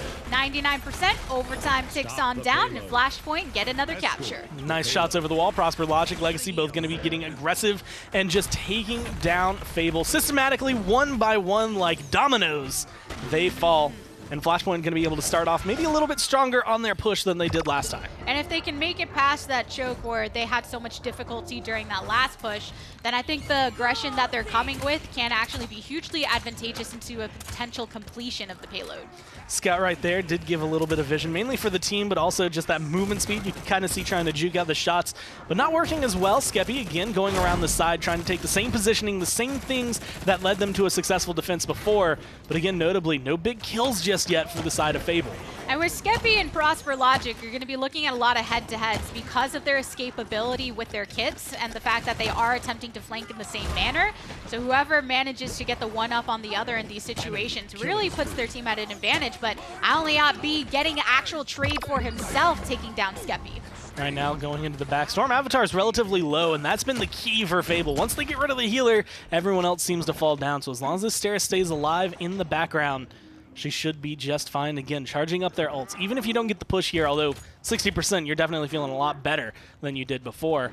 You're trying to charge those up. Get them all full. Either use them to converge, get a 3-1, or hold on to them for the next round and try to get yourself that momentum to try and find a final 4-2 push. And if you are going to use them, maybe potentially trying to use them sooner rather than later so that you can change them up, charge them up rather just again. And there's the ultimate right there. Alniat B helping really deeply with that kill. Good lad picking one up onto SoldierBot after popping his ultimate as well. I really like the value that they're getting out of this. Everyone held off on the side right now. Trinsic's still alive, but you can kind of see the zone coming down. Miracle's alone. Good lad getting shredded down by Skeppy, but the healing is just too strong. It's going to be able to live and stay on out of there, still getting aggressive. Hexafire activated too, and here's the convergence from Ceres. Flashpoint are going all in on this push. Nice legacy movement. And there you go, Flashpoint. Really great utilization. End up getting that push for a 3-1. And that's the thing, if you're going to use ultimates, use them sooner rather than later. Jeez. That double kill, and then he actually gets another one right after this. He was at 125 health, and then just pops right back up to full like it was nothing. Just shrugs off the fact that he was literally skirting around death. And then comes back into it, finds himself a double kill, gets a few kills throughout all of that. And now with the way things are going, I mean, Skeppy, the way Fable played the end of that was great, save for the fact that they weren't on the payload. It was really good positioning had it been 10 feet behind where it was. Don't you love when a Makoa pulls somebody in and then that person ends up killing them? It never feels good. You think, I was going for the aggressive play and I just got punished. But good lad on this 13 streak, through time and space on the side, actually gets a kill onto Prosper Logic. The same way they started out every single round, Flashpoint are just getting shredded, demolished, killed off, and eliminated. But they've started the beginning of each round the same way. The only big difference is that Fable have the comeback mechanic. This one fight is really all they need to secure themselves a point. And now Flashpoint, if they want to defend it, are pretty much just going to have to throw body after body onto there trying to stop it. Comeback mechanic so strong at this point in time. And you see Prosper Logic, he's there, he's ready to try and delay this just a bit. Khan making his way down to the table as well. SoldierBot free firing from the side, finally taking some shots. The shots are going to be good from the side. A lot of damage, but still no kills. Flashpoint, on the other hand, have been able to pick up 2 in this entire time. These shots are just not consistent enough. Trinsic goes down. Wonderful's been killed off. No front lines available, but they don't have the comeback mechanic for Flashpoint, so they're going to be sitting at around 50%. They have to hug this point like it is a 6th man for Fable. They cannot give up any space. Prosper Logic was just getting so much healing and so much protection from the front line, and Skeppy making his way back to it. Storm Avatar has been his consistent target during this time. Overtime trickling on down, continuing. Skeppy gets the kill onto Storm Avatar finally, and that's 2 away for Flashpoint. Make that 3, and Fable keep the game going as they capture. All they needed was a little bit of space, and they were able to get that. Legacy still alive. That shield, though, not going to last forever, and you can see the hunger in Fable's eyes as they move on in, find a couple kills, and they're looking off to a strong start. But even if they are able to push this, I mean, they only put themselves up tied, and so far that's been going back and forth. Flashpoint had no ults going into that fight. They weren't really prepared for it. Now is the time to try and charge that up, get yourself a defense, keep it 3-2 so you have the advantage, and just hope for the best. There's a possibility. Just so many things going to the last point during this entire LAN. Good lad gets a kill onto SoldierBot. Another nice follow-up onto Trinsic. So this will delay Fable for the time being. Slices coming through. Prosper Logic notably not having the same performance I'd say we saw to Soldier Bot in the last game. Not having that extra damage from a Genos, not having the enableization that a Torvald really gives him, the shielding, everything to just make it so it's a lot easier for him. He's having to take fights in a little bit more of a cautious manner, and while he can still get out, while he can still kind of box maybe Skeppy, maybe Soldier Bot himself here in this matchup, it's a little bit more difficult for him to have that same stellar double kill, triple kill roll that we got to see on Frog Isle. Nice shots from the high ground for Good Lad. Yeah, as far as the map differential, when you have Frog Isle, that can be a bit quicker here. Some delays and these very key chokes. And that was just not a 1v1 that Soldier Bot really wanted. Solid shots, just getting aggressive, wonderful, going to be dashing in. Again, they're just trying to hold on to what they have, but it looks like they're going to get staggered away, and I love this. They're just waiting for it. Are you going to jump off, or are you going to just try to fight? Finally takes him out, but you can see just so far behind, not only with the respawn time, but then the travel time, 40 seconds. There should still be time for Fable if they get one good fight to get back on that payload, but it is going to be incredibly difficult. And we saw it during the first set with Fable, actually, where in that case there were some cases where they could have staggered a bit more against Vex and vice versa, and that caused the games to go a bit more back and forth. So I like the fact that Flashpoint was using this to their advantage and being aware of those micro decisions that can result in buying yourself a lot of time. Now coming in, 10 seconds left before overtime, but you see both front lines hovering around, ready to jump on the payload when necessary, at least keep themselves contesting and ready to go. Up on the balcony, though, on this bridge is going to be Flashpoint looking down, trying to rain hell from above. So far, they've just been taking a lot of damage, though. Lots of ultimates available for Fable if they want to try and make this a 3-3, but at the same time, that would put them very vulnerable for that final point if they do so. Ionliop running into some trouble himself. Skeppy actually pretty low, but Soldier Bot and Miracle fall. Now looking just for the last couple of kills. Wonderful looking to be the last one eliminated, and that's just going to tick on down. Trinzik was almost back, but it's not going to be enough time. The longer that is held, the quicker the timer drops. And so you're going to be able to go into this. Still half a comeback mechanic for Fable, but you are coming in, I want to say, a little bit more confident, I think, with a few more ults on your side if you are Flashpoint. So maybe looking for just a different story at the beginning. Don't die all out and give that little, even just a little bit of a comeback mechanic, the advantage for Fable. Try to find a fight that you can win. Whoever's been on the high ground, or on the defense rather, has taken advantage of that high ground very effectively, where the opposing team just hasn't been able to completely negate the value of that positioning, resulting in all these defenses. With the way things are going, wonderful master riding, but you see 3 master ridings on the side of Flashpoint. They are trying to get there, get set up, get ready before Fable can even like touch onto the point. So you're going to have Wonderful go straight down, but now the fight's already started. Oh, Prosper Logic taking a lot of hits to the face, but able to billow out of it. Some afforded vision on the side of Fable, and there's through time and space to take down Ionliop B. It's looking similar to the start of the last round. Good Lad going to be going down. Soldier Bot, Skeppy, Miracle all picking up kills for their team as they push it through. If they can get this point, they might be able to ride the momentum on the payload, although so far no big successful defenses except for the one Flashpoint was able to pull out. And even then, it was at the tail end. They had to use everything to get it. Shots and shots on shots onto those frontliners. 79% for Fable, half comeback mechanic in their favor. Prosper Logic and Ionliop B making their way back to the objective, and those hits from the back of the head from Good Lad doing a lot of damage onto Khan, and Prosper Logic on the side using the spike to take out Skep. Unfortunately going to fall immediately. Now Good Lad going to get aggressive onto Miracle. A couple of more shots. He's so low, and he's going to be able to find him right there. Wonderful. Soldier Bot, the rest all stuck here. Trinzik in that Ancient Rage swinging around, going to be able to pick up 1 kill, and actually gets rid of the buck as well. Suddenly there's only one standing for Flashpoint, and Fable captured to make it a 3-3 and the potential to pick up the win. Now just looking to get aggressive, 3-3, but they could push this in. They use a lot to capture right there, but they also got a lot out of Flashpoint. They don't have anywhere near as much defensively as they did last time. They're going to have to charge up their ults, and this is moving a lot quicker than I think they were anticipating. Yeah, Flashpoint wanted so badly to close the game right there, and they did have a lot of resources to do so, but Fable just ended up punishing them. Even though they used some of their ult a bit earlier, it still managed to negate what actually followed up from Flashpoint.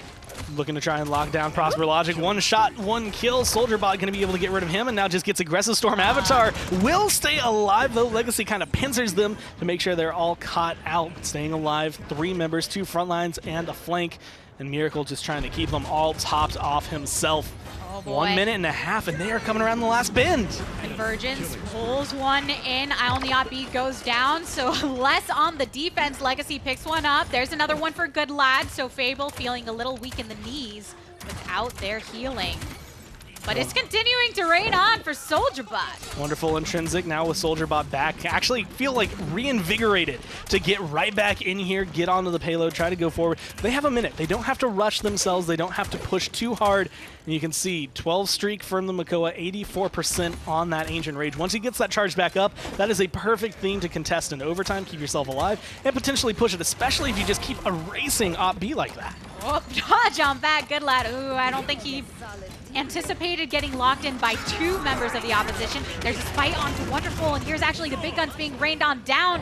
Now Ceres is the only one standing for Flashpoint, though. Shot's still going to be good. Op B standing there, but no! doesn't look like he's going to be standing long. That shield will not last forever. Oh, Lottie, this isn't going to be enough for Flashpoint. They really need to go and collapse with whoever they have alive, but Fable end up losing SoldierBot in that process.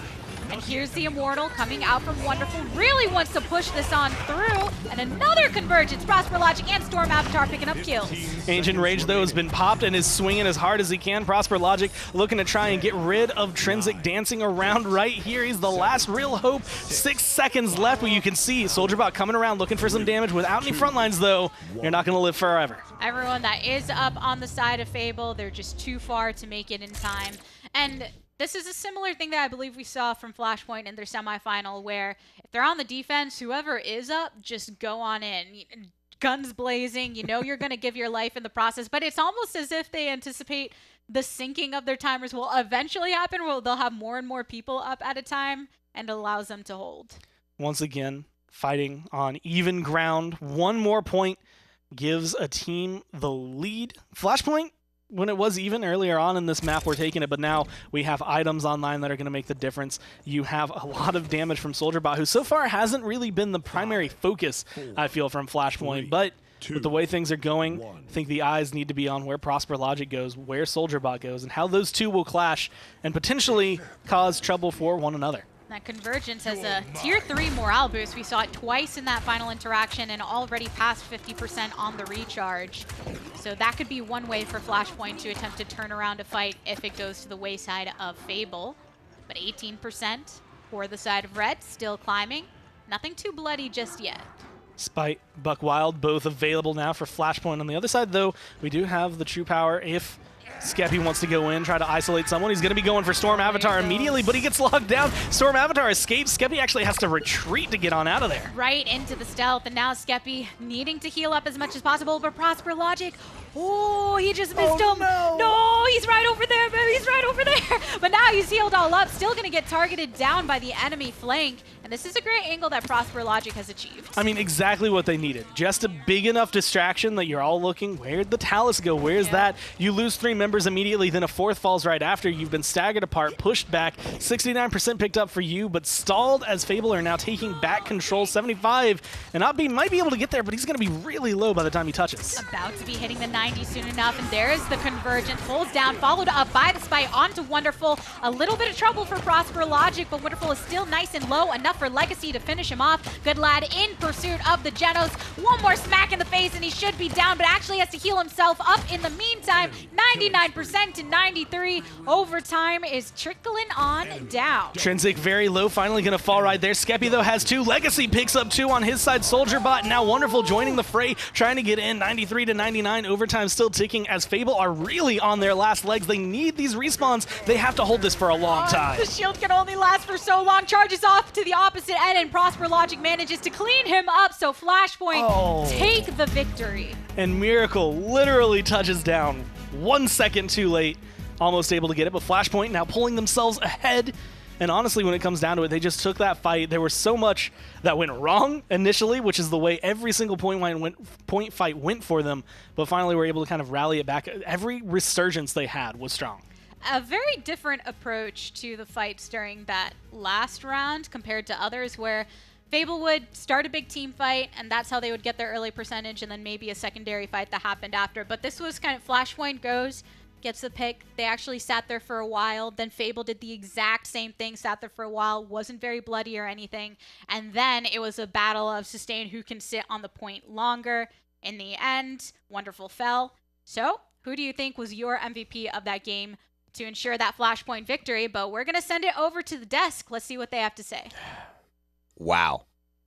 I mean, not quite firing literally on all cylinders. I think the Immortal was the biggest key for me.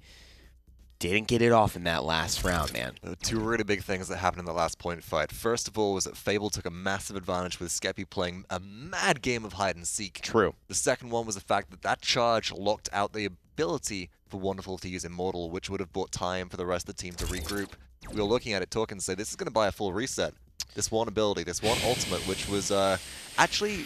I'm surprised it even got charged because they burned Wonderful so early. Flashpoint can't ulted Wonderful, turned and burned very early on to make sure they didn't have the opportunity to even get that charge going, but still managed to come up, and then Flashpoint just sneak it in, man. I mean, it's kind of like, real life, right? What happens when you're not immortal? You die eventually. And that's exactly what happened to Wonderful here. Unfortunately, his saga came to the end, and Prosper, he was no shortage of great plays on his side, so he's going to get the MVP.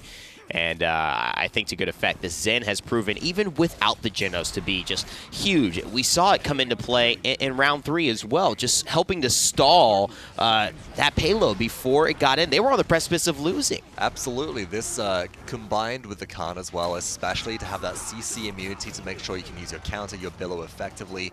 This Zen single-handedly bought enough time to be able to make the defense when it looked like Fable were going to go for conversion. Oof. And that's also partially what allowed Flashpoint to come back into this. Fable recognized the fact that they had the opportunity to maybe win. They go for all the ultimates, and then on the next round, Flashpoint has the ult economy advantage.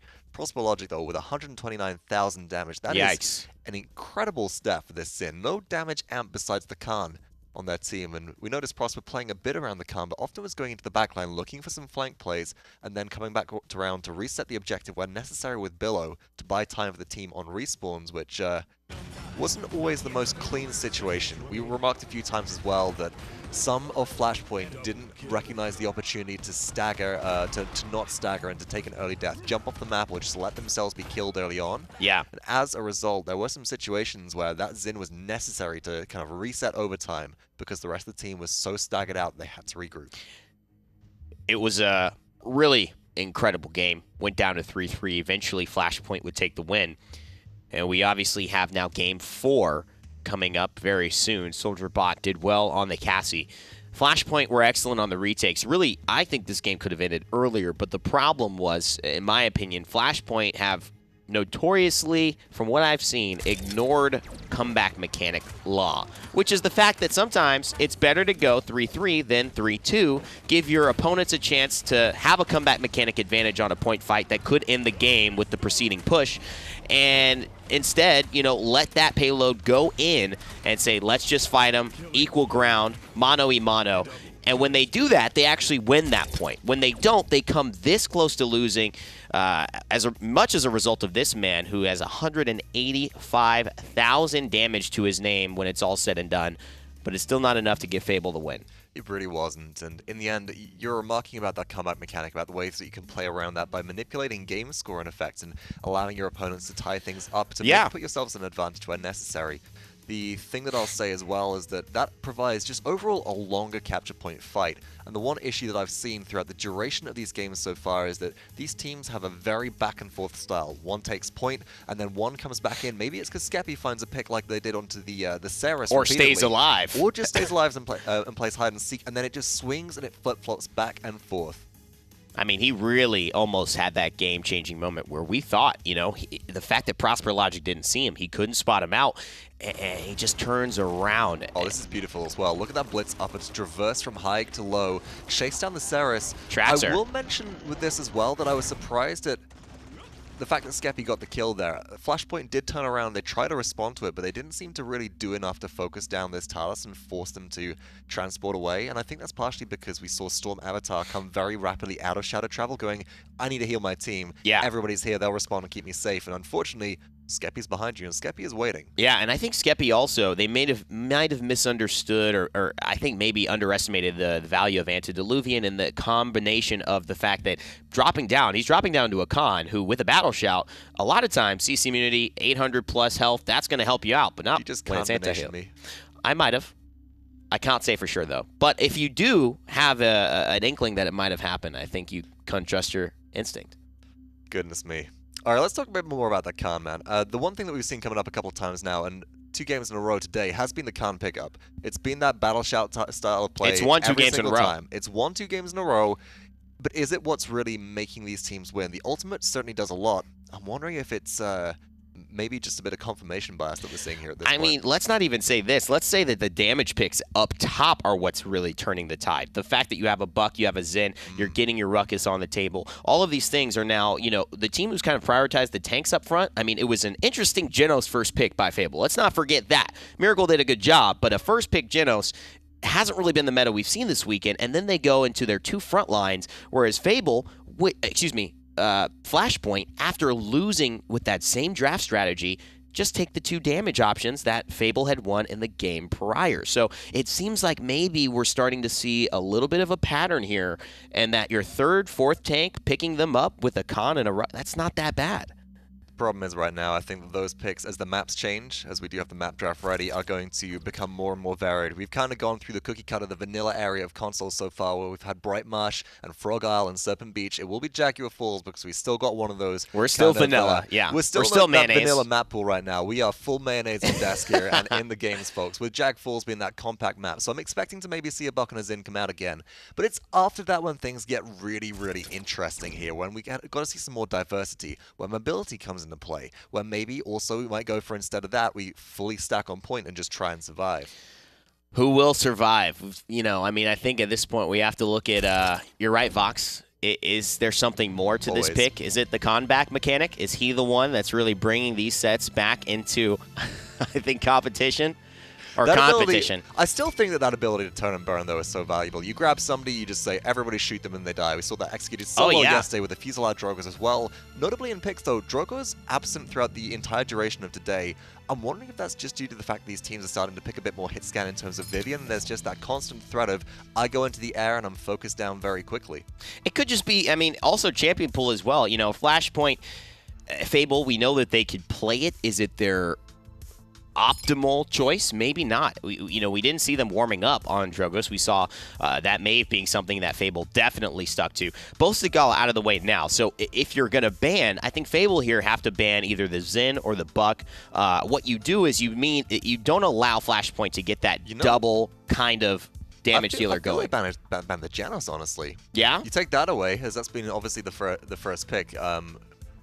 But Fable want that. Fable want the Janos, but I feel like they can force an interesting situation here. They force Flashpoint to go, well, we take the Buck or the Zin, probably the Zin at this point, and then Fable grabs the Ceres, forcing Flashpoint to actually play something like the Maldamba, which we know is a lot more difficult to execute here. But it's actually the Khan which is taken off the table, recognizing that Flashpoint did execute with the Khan strategy very well on the last map. They don't want that to be a possibility. Flashpoint look like they're going to hover the first pick. Janus might even go for it here. Well, they see how valuable it was to Fable. They like this, and what they also know is the fact that despite Buck and Zin getting picked up, they're going to have the option to flex onto tanks here when Khan is really been a nice pick. 3 tanks are down. They say, Fable, you're going to either take your tanks, which are priorities now even more since Khan isn't available, or you're going to give us Buck and Genos. You're going to give us Zin and Genos, and they're going to call the bluff. They're going to say, okay, we'll take Zin and Buck. You could take your tanks. We feel just as confident having the best damage dealers on the board.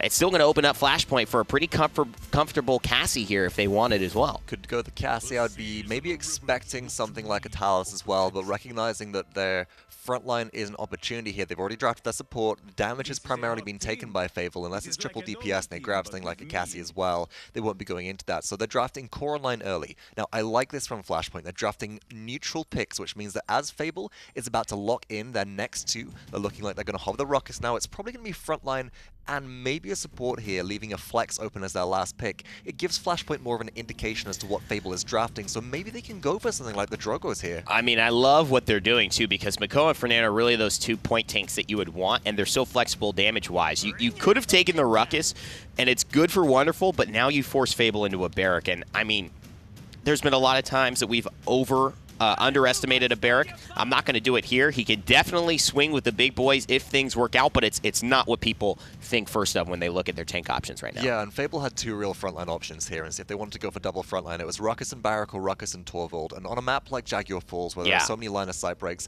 I think the Torvald doesn't bring quite as much value here as the Barrack does, and allows the Ruckus to flex a little bit, and maybe go for a flank as well. But this is interesting. First game this set that Leon has not been banned, if I'm not mistaken, looking through some previous picks. That is correct, and Flashpoint will get that on, but they've got no flank pressure here. I am surprised to see the Vivian rather than something like a Talus who can, with Antediluvian, maybe shut down the Buck early on. And much better. Here we go. Fable looking for a support. They have the Maldamba, they have the Ying, they have the Grok, but it's the Grover that which they want to elect to pick up. Yeah. And I love this now on Jaguar Falls. With your ability to heal through walls, you can buy so much space for your team just with that safe healing and those long-range axes. And, you know, I think range, not even as big a conversation for me. This is exactly where you want your Efflorescence Grover. This is where he shines. Let's see if he can shine here and get Fable tying this thing back up. Flashpoint in the lead, 2-1.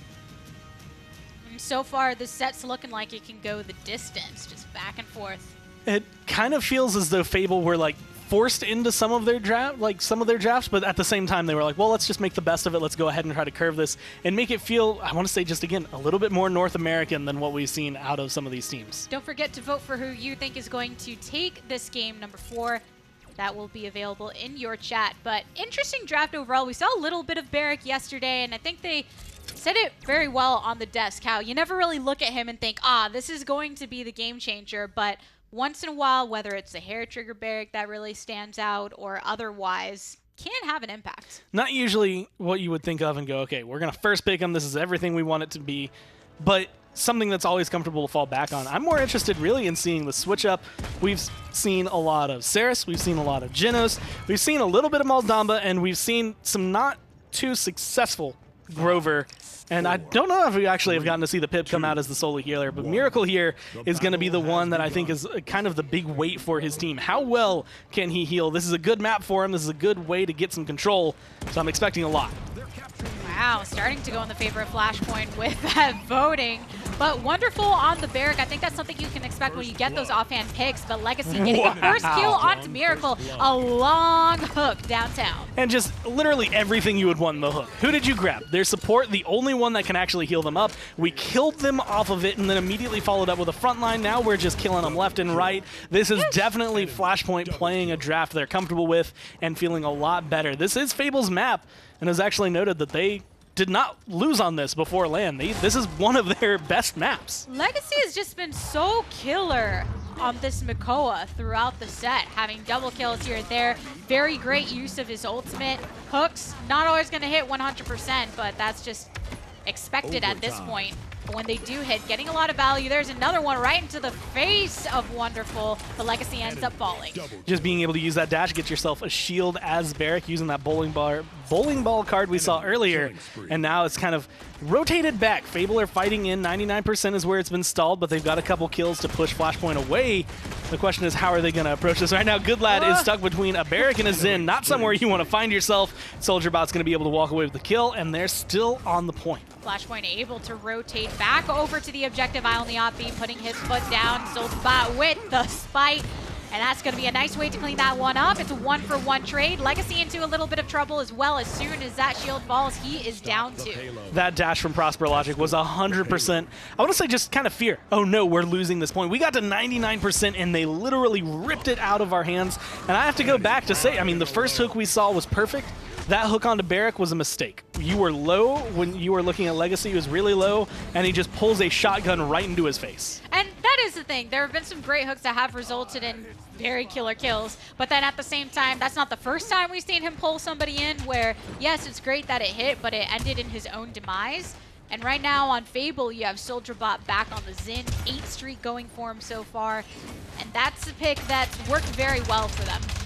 Now coming through, Prosper Logic not going to stay alive too long right there. B, that shield can only do so much, and that was a good hook. Again, being able to find the connect, but Whirlwind comes out, heals them up, and now the damage is still being dumped down into Flashpoint. They're the ones falling. Trentic with the kill, SoldierBot with the double kill, looking for more. 3 down for Flashpoint, and Prosper Logic loves this Leon pick, but it's very difficult in the defensive strategy when you have so many members of Fable lining up to kill you. And looking like they might be able to just walk this one in after such a strong start coming through. There's going to be the ult through time and space, not going to be able to connect. Prosper Logic going to be able to clean up some kills afterward. It's going to find 2, but there's still 3 more members they have to burn through. And so much time on the clock as well. Good lad managing to get that kill onto Skeppy, and hopefully this is going to slow things down just a little bit. You've got your defense hold. Fable, they're off to the wayside, but man, Fable was starting off strong. I mean, that is pretty much the best way you want to get your push. Now you can see they're all grouped up. They're just waiting for the time to attack. 45 seconds left. Vivian going to be able to get a little bit of vision and might be able to get some damage down before they come in. But you can see already trying to fight this on 2 fronts. And Skeppy just lurking on the opposite end as well. He knows exactly where B and Good Lad are, and I think focusing on trying to take out this Vivian as soon as possible is very key, and there she goes down. Trentic with that kill, Legacy throwing one back to one. Good shots, B really low. That shield only works in one direction, so it's not going to be able to block those shotgun blasts from behind. Now getting aggressive, jumping on in. Storm Avatar kind of being locked down around the corner, forced away. Ancient Rage already popped, just trying to hold the defense. 10 more seconds left on the clock. Swing, swap right into the ruckus. Good Lad with the double kill, but a helpful use of that Ancient Rage. Not going to hit with that hook this time, but still, there's your defense. Flashpoint waiting for the last possible moment to use that ultimate, and capitalizing upon it is what saved that defense. And I think there's a big thing right at the tail end. You see Barrier go up for Barrack and then immediately fall down. Vivian is great at destroying shields. So once they do get set up, this is actually a better, I want to say, recapture composition if you approach the fight right than a hold composition for Flashpoint. They really want to kind of fight Fable as much as possible, but they have to do it in the right way. And again, take the right picks, use the hook in the right area, and get the right setup. SoldierBot's loadout, I mean, this in play has just been pretty crazy, even though in the earlier game it didn't result in a win for them. It's good to have something consistent like that.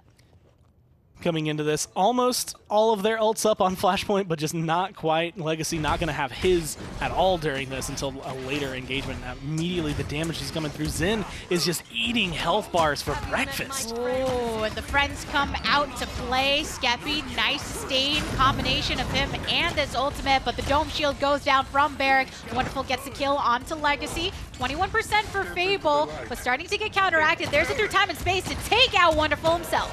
Unfortunately, the Storm Avatar getting chased down. One more shot is all it will take, but locked away. Skeppy can't actually get around this corner. Good Lad keeping him locked up. A couple more shots. A Void Grip to boot.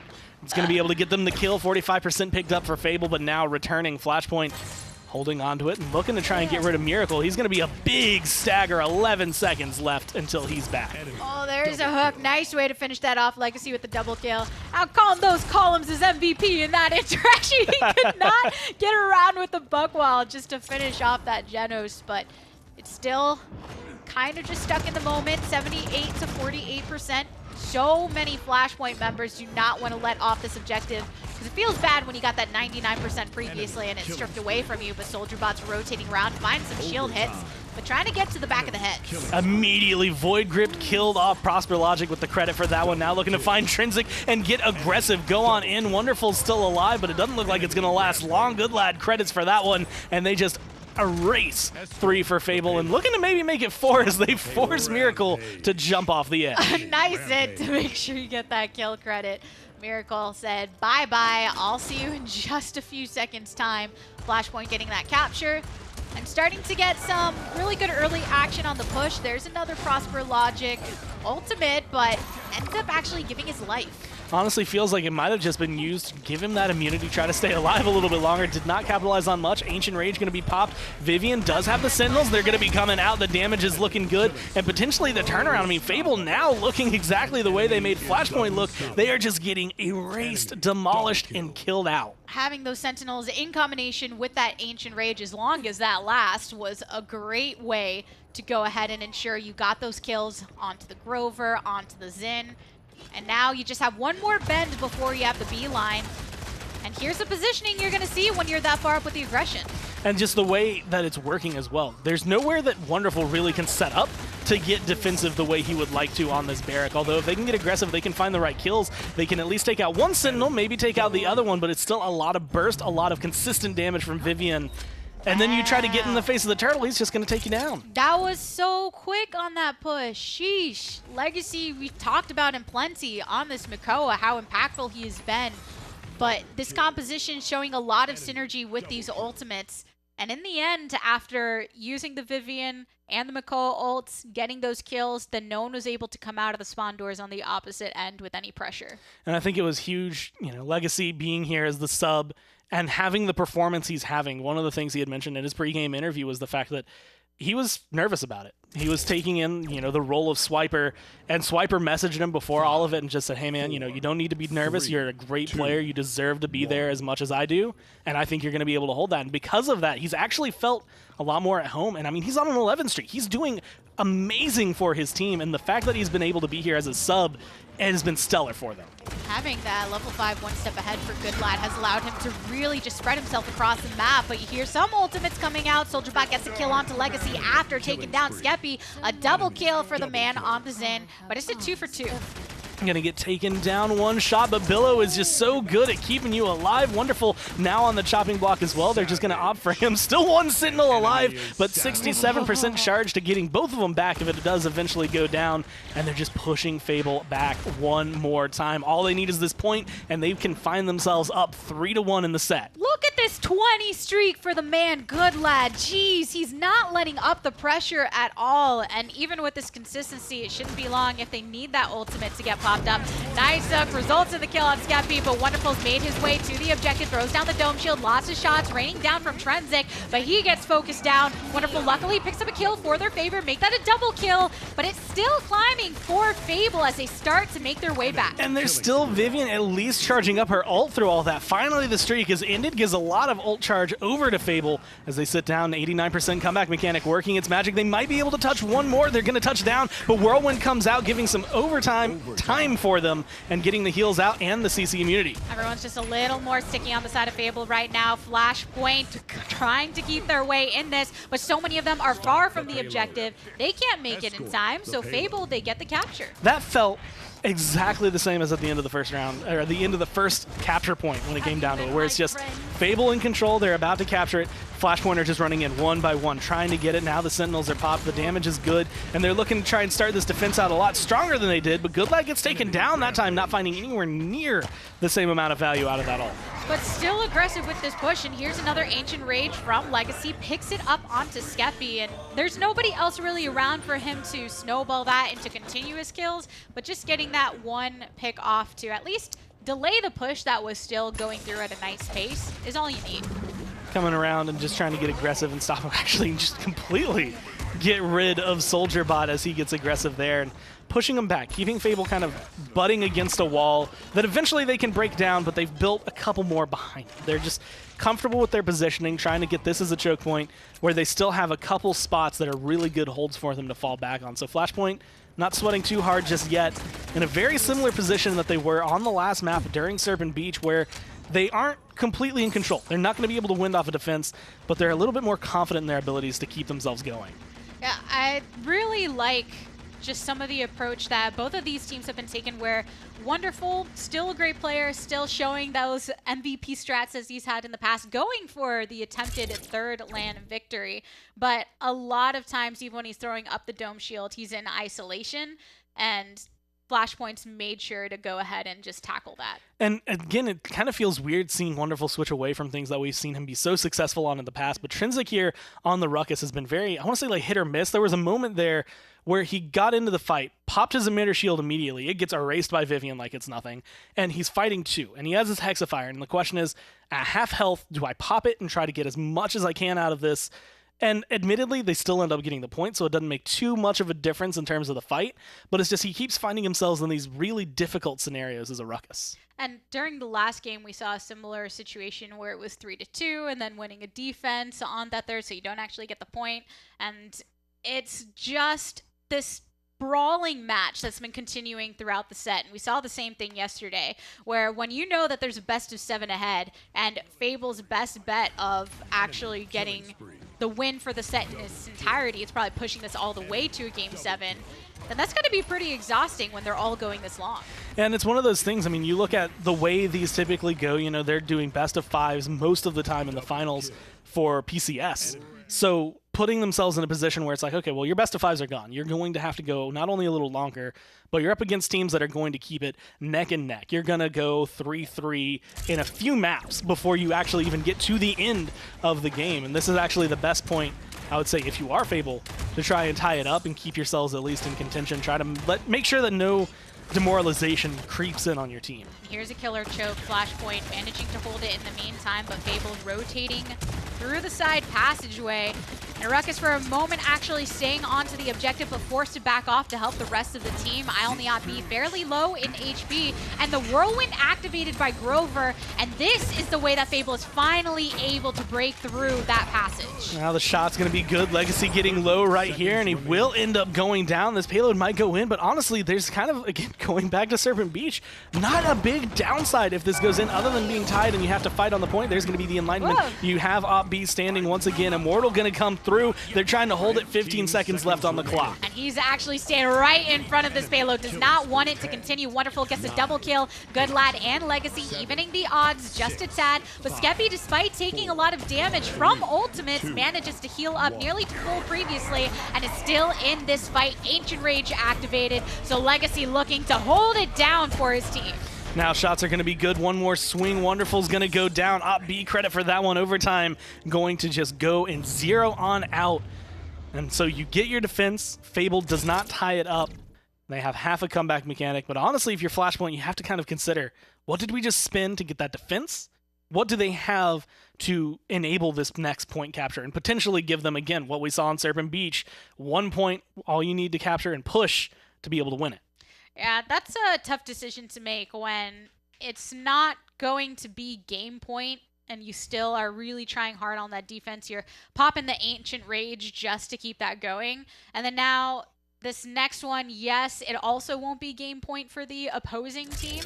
So maybe that's the way they're looking at it. If we can close this out without that ultimate usage, then fine. If we don't close it out, then we get that 3-3. And admittedly, they will have their ults charged back by the time they do get to any defensive nature they have to come into. But it's just with the way things have been going. I mean, you see a lot of kind of dashing builds coming through from Wonderful, keeping his shield up, his dash up to make sure he's always safe. And he's just been ever present in these fights. You can't get rid of him early on, or if you do, that's really your big opener. And not a lot of value out of that Hexafire, though. Fable will have to be very wary with using that resource. Intrinsic eventually eliminated by Prosper Logic. Good Lad still with the Sentinels. Ended up getting a little bit of a pop, but Wonderful just burned on down. Slow and slow again. Flashpoint taking out 4 of Fable. Being able to hold on to it. And again, have a comeback mechanic for Fable means they're going to be capturing. Every other tick will be 4%, so they're just going to go up a little bit quicker overall when they're on the point. But Flashpoint have to do it the good old-fashioned way, and they just have to hold as best they can. 66% in Rising for them, and a lot of really good early poke before Fable can cut back down. But that was such a great fight previously, and if Flashpoint can't recreate that with ultimates that they have, and there's it through time and space. Good Lad picking it up onto Soldier Bot, throwing down the Dome Shield for Fable, keeping themselves in this fight as long as possible. But they lose Trenzik, the Whirlwind to keep everybody alive that is still on the objective, but now Skeppy is down and out. Grover soon to fall, and Flashpoint are looking strong with their approach to this. Go ahead and group on that objective, because Overtime's sticking on down, but a nice touch coming from Soldier Bot at the very last second. Gonna keep it rolling. Trenzik gonna get eliminated before he can even touch and try to get that going. Flashpoint just erased them down one by one. And when it came down to it, I mean, you saw, I think, the reason that Nick always refers to Barrick as a walking head. Just headshots galore during that fight. No shield, probably the perfect opportunity to try and get rid of Vivian, but it just did not work out. That was just a great use of any resource they had there for Flashpoint in the end. The fight initially at the beginning, the punishing of Trenzik for not getting the value out of his Hexafire, and then as soon as they had 3 kills, pushing all the way as far as they could while still keeping onto the objective, then opened it up where by the time that they were ready for another fight, it was going to be the close. And it was just in perfect moments when they finally get a little bit of poke here, a little bit of poke there. It's like, okay, if you come in, we're going to kill you. Or if you do get in, if you manage like Wonderful did to get in with full health, then you're just going to be left alone. You're not going to be able to do much. Yes, you can get a couple touchdowns to try and keep that overtime going, but it's only going to buy you so much time. But with that game in the books, who was your MVP? Who was the reason that Flashpoint was able to close that? I mean, there was a lot, but I'm going to have to throw it over to Vivian. I feel like it was just, there were multiple things that really got them wins. Obviously, Legacy, Prosper Logic across the board were doing ton, but just burning shield, burning health, getting kills. I think there was a 20 streak at one point. It just looked too solid. Good lad being a good boy. But let's go ahead and hear what the desk has to say about that game. Well, you know, we go ahead and we already mentioned that in the draft things look maybe a bit wonky. They lose out and they don't really have a good point take. They let the Makoa Fernando and the Genos go, and it does end up burning them. Flashpoint with this Vivian pick as well from Good Lad look phenomenal. Good Lad streaks were incredible. I think, as we said with the casters, it was up to a 20 streak at one point, which is just insane to be able to see. Wow. On the other side of things, though, I've just got to remark that I've had some stats come in from one of the people behind the scenes, one of our players who's been dropping some stuff to us. Prosper Logic, 13-0 with Leon through the PCS qualifiers. Ooh. For this Leon, with this Leon, has not dropped a single game of Leon at LAN, has played it twice so far, not lost it at all, and Death and Taxes, he's talked about it before, has a significant impact playing it into a Grover despite the break from Barracks Barricade. Yeah. And you had to break Cauterize through Jaguar Falls, a lot of walls. Had a really big impact. I mean, I'm a fan, and I want to get your thoughts on this too. I'm really a fan of the way that they tried to switch the draft up. I think that they did it in the wrong way at the wrong time. It might have been the right way if they were first pick, and they could adjust. They could grab that tank they needed to. But at this point, they just got so crippled, and, you know, we'll talk about that in a second as we get into the next draft, but Good Lad, boy, oh boy, I mean, he deserves praise this game. It has always been Prosper Logic. It's always been, I mean, we've seen Legacies filling in for Swiper. He stole on the show quite a bit. But Good Lad just had his coming out party right here on this Vivian. 20 streaks, 10 streaks. He was unstoppable. Just able to do so much. Look at this, right in the opponent's base here as well, or coming out of their own base, sorry. Able to find the buck as they're trying to dive into the backline. Just was really resilient versus the flank pressure as well, which is one thing that we noticed. 112 damage, or 1,000 damage overall, which is a remarkable stat in a game which seemed much comparatively shorter and less back and forth than previous ones as well. And I'm really excited to see if that Vivian pick comes out again. But again, I'm shocked to a degree that there just wasn't the pressure to able to take it down from the Buck and the Xin this game from the side of Fable. Well, thank you again, everybody watching, for joining us. We are in the middle of a best-of-7 set between the console wars, PS4 and Xbox. The European PS4 actually competitors are, for the first time in what feels like forever, dominating Xbox in North America. You see one of the main men right there, Prosper Logic, who's wearing the Give Your King a Big Hug shirt. Gotta find out where he got that as well. And we are, of course, exclusively on Mixer. If you're just joining us, if we're on the front page and you're just checking in, what is this? Objective-based first-person fantasy shooter, Paladins. It's a lot of fun. And make sure to follow up top. I think it's above me, Paladins game. Just hit that button so you always catch our broadcast for the PCS. That's always going to be going on, and we're very excited to be able to get into our next game of this competitive play. Currently, Flashpoint have a win condition ahead of them. Map number 5 in this set is going to be Stonekeep. So we're starting to get out of this vanilla pool. We're starting to go away from mayonnaise, maybe going more to a bit of Dijonnaise, getting some spice in there. Not too much, not too much. Stonekeep kind of, not like a Timber Mill kind of map here, but we're getting a little bit more spicy here. And I'm excited to see something different come out on this map. This is the map where I actually think that Fable might have an interesting chance with a draft like the Grover. Well, let's now start looking at that draft. The Grover has not really panned out too well. I think in the Fable Vex set, we actually might have seen Vex go to the Grover, and it didn't work. It was not on the winning side very often. It hasn't had the same effect that it has on PC. But I would like to see just a little bit more of the concern for their own picks. They took away the con as we head into the picks and bans, and of course the Inara and the Terminus were already taken away. But that con pick didn't hurt Flashpoint. It hurt them. Once those two tanks were prioritized, the Makoa Fernando, Fable had nothing to fall back on except a Ruckus, and then to offset with a Barrack. Ruckus Khan would have been much more impressive there on Jaguar Falls. And I think now Fable are going to be much aware. I do not expect a lot of tank bans here. We do have a Vivian ban coming through the first this so far. Fable at this point, they're just target banning Prosper Logic at this point with the Leon ban. They're taking away our good lads Vivian that's been a real force of nature, not just for them, but also for Prosper Logic in this set. We do have the Inara and the Janos taken away, so Fernando first pick by Fable. This will give Flashpoint a Terminus. if they wanted. They can get that solo Stagala. Yeah, they didn't feel confident. And I think the Vivian ban is more of like, I don't know if they just know how to deal with Vivian right now. I don't know if they're prepared for what Flashpoint have apparently been able to bring out as a 5th pick that really changes the dynamic of the composition. They grabbed the Fernando. Vivian would have been good with that as well. So Flashpoint now, Zed Buck on the table. They also have the ability to grab Terminus. I think they'll probably split the hairs there and grab one or the other, but so is Maeve. Non-talking point since she's been banned the entire set, and now Flashpoint excited to go back to her, take that out of the hands of Soldier Bot. And this is a really difficult situation because Fable look like they're immediately going to draft the Terminus here as well as the Xin, but the Maeve itself with Street Justice in hand should really dissuade the Terminus pickup. They need a more damage-orientated frontline here because Maeve will just chew through Fernando or Terminus when they put that power That's cipher right. on the shield up. She can hit straight through that with the melee ability Pounce. That's a dangerous situation. So in order to counteract that, Fable are going to need a lot of aggressive pressure to draw that Maeve's focus away from the front line and more on towards the damage which they're putting out. But Fable have drafted double front line here. They're not going for triple DPS. I'm concerned that Xin won't be able to draw enough. It's true, but remember how good Fernando and Wonderful have been together. Those two, like Peaches and Cream, able to just put together such a, mesmerizing performance. Top damage by 20,000 on a front line. Fable definitely have a much better draft so far as controlling the objective and applying pressure, but the Maeve, the Buck, Flashpoint really have a great lineup as far as dealing with anything that may come up on the side of Fable, but I'm not sure they expected a pip. I don't think that I did either. I do like Flashpoint Ceres pick here. I think that's wise to strip it away from the Fernando Terminus. 2 picks which can be healed up very, very well early game with the Void of Buys talent from Ceres. A Mega But the Pip Potion. and the Cassie, this is going to be a solo support Mega Potion Pip. They're running the G2 style strats here on the Stonekeep map. This might actually be something which Flashpoint don't know how to deal with. Do you like it?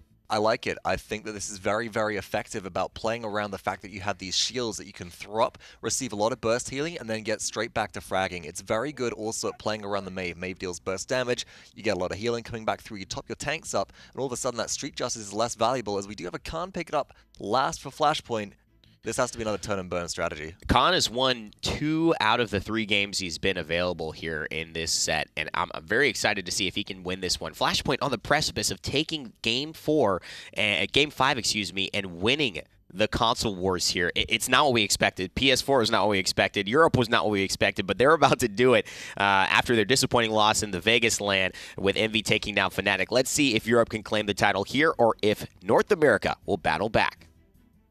Europe looking pretty strong with Flashpoint and a lot of picks, I guess. Maeve made their way through finally, and then Pip actually getting picked up. And don't forget to vote for who you think is going to win in chat. I'm still kind of left behind that we saw a Vivian ban. It's just one of the things, like Good Lad, who's not normally a DPS player, playing DPS here and doing really well with it and well enough on Vivian that it's warranted a ban. So being able to kind of just showcase how strong that is or just how little people know how to play against her. And that's the thing too. Part of it is the strength of the player, and then also what strategies have you conjured in your brain prior to the land for that potential pick. And there's so many different strategies that can be employed. And they said on the desk with this composition that we have actually seen from PC before, particularly with G2. You have the Mega Potion Pip, a lot of Rejuvenate expected from the other players. I don't know what the other team's going to do. That's going to be the big thing. I think that was something that it wasn't necessarily lacking, but when you run the Grover, it's a similar kind of style where it's just you get Rejuvenate, I do my heals, you get a lot of heals, everyone's happy. Like, that's just how it has to work, but I also have to stay alive. Grover, not quite as good at that as Pip when it comes down to it. Pip's really good with 1v1s. He can heal himself, he can heal his teammates, and he's really good at just being able to get out when he needs to. So there's a lot that I think leans more towards him being that superior solo support if you're going to run one that's not like the standard, I guess, when it comes down to it. And when you have something like a Terminus or Fernando, you have a lot that's just stationary, on the point, and really big bodies. Oh, wow, 45 to 55%. Yeah, it fluctuated for a bit in the side of Flashpoint, and now it's actually come back through. But there's going to be a lot of pressure on whoever is on the Pip. You best believe that you need to land all those potions, and if they do just have their kind of chilling on the point moment, shouldn't be too difficult in that regard. But as far as the other aspects, we'll have to see. This is going to be, I think, the big question. They dealt with Grover. Can they deal with Pip? And do they feel like they were maybe locked away into something? How's this Maeve going to perform? How's the Buck going to perform? There's a lot of question marks coming up for Flashpoint right now. It's worked in the past, but the question is, can it work right here, right now, where they really need it to? And so much Khan today. So far successful on day number 2. of the Lamb, but interesting choice for Prosper Logic. Being able to go through Medicinal Excellence at level 5, probably the biggest one. Just increase that radius by 40% on the healing potion. Make sure that you're not going to have any misses coming down for your heals. Oh, wonderful. Got burned down. Prosper Logic with that. Good lad. Ran into a bit of trouble facing off against Miracle and Skeppy and ended up paying the price. Flashpoint are the first on the objective. And they're just holding on to it right now. Op-B again low, but the shields are going to be coming up, at least keeping them alive. Storm Avatar, though, if he goes down, would be terrible for the team, looking to try and use that just Saris survivability to keep himself in this and kind of being a distraction. Miracle goes down thanks to Legacy, and now Prosper Logic able to get aggressive. Working the Artful Dodger, and those were some nice hits. Legacy with another double kill, but answered with the double kill on the opposite side. Soldier Bot still continuing on this clear comfort pick for himself. And good lad, nice hits from his gun, that's for sure. Just waiting patiently as he's reloading, being able to come through on the buck this time. The two flanks definitely doing a lot for the team. Specifically Maeve, I mean, picking up that double kill when it happened and just kind of setting the rest up 93% so far for Flashpoint as they've just been in control. A beautiful hook in the air. Wow. Wonderful is just one hit away. Yeah, he's so close to being eliminated, and there he goes, finally falling. Spite taken. Prosper Logic picks up another kill, and Flashpoint continuing with that same aggression we know and love. Skeppy just unable to come into the fight. And just locking them down. I mean, these Maeve daggers, not typically something you see thrown from long range, something that you're trying to snipe someone out with, but Prosper Logic is hitting them consistently enough that it's causing a lot of trouble for Fable to try and figure out their positioning. Starting out this push relatively strong and just figuring out where do I need to go as Prosper Logic to come around the side. And everything's rolling for him. Flashpoint are one game away from potentially taking the victory in this LAN and stripping the opportunity for Wonderful to get his 3-time lands, and everybody else to stack up on 2-time for a couple of them, but it's looking strong for Flashpoint so far.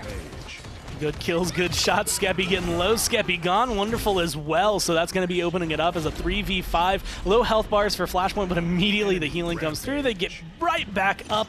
Intrinsic is the next one to get taken down. The fact that the payload is where it is and there's still members of Fable that are having to wait at the spawn doors is no bueno whatsoever. Because now you hop down. There's a little chickified onto Good Lad, but he pops back up to full HP. Miracle pays the price. Prosper Logic with the double kill.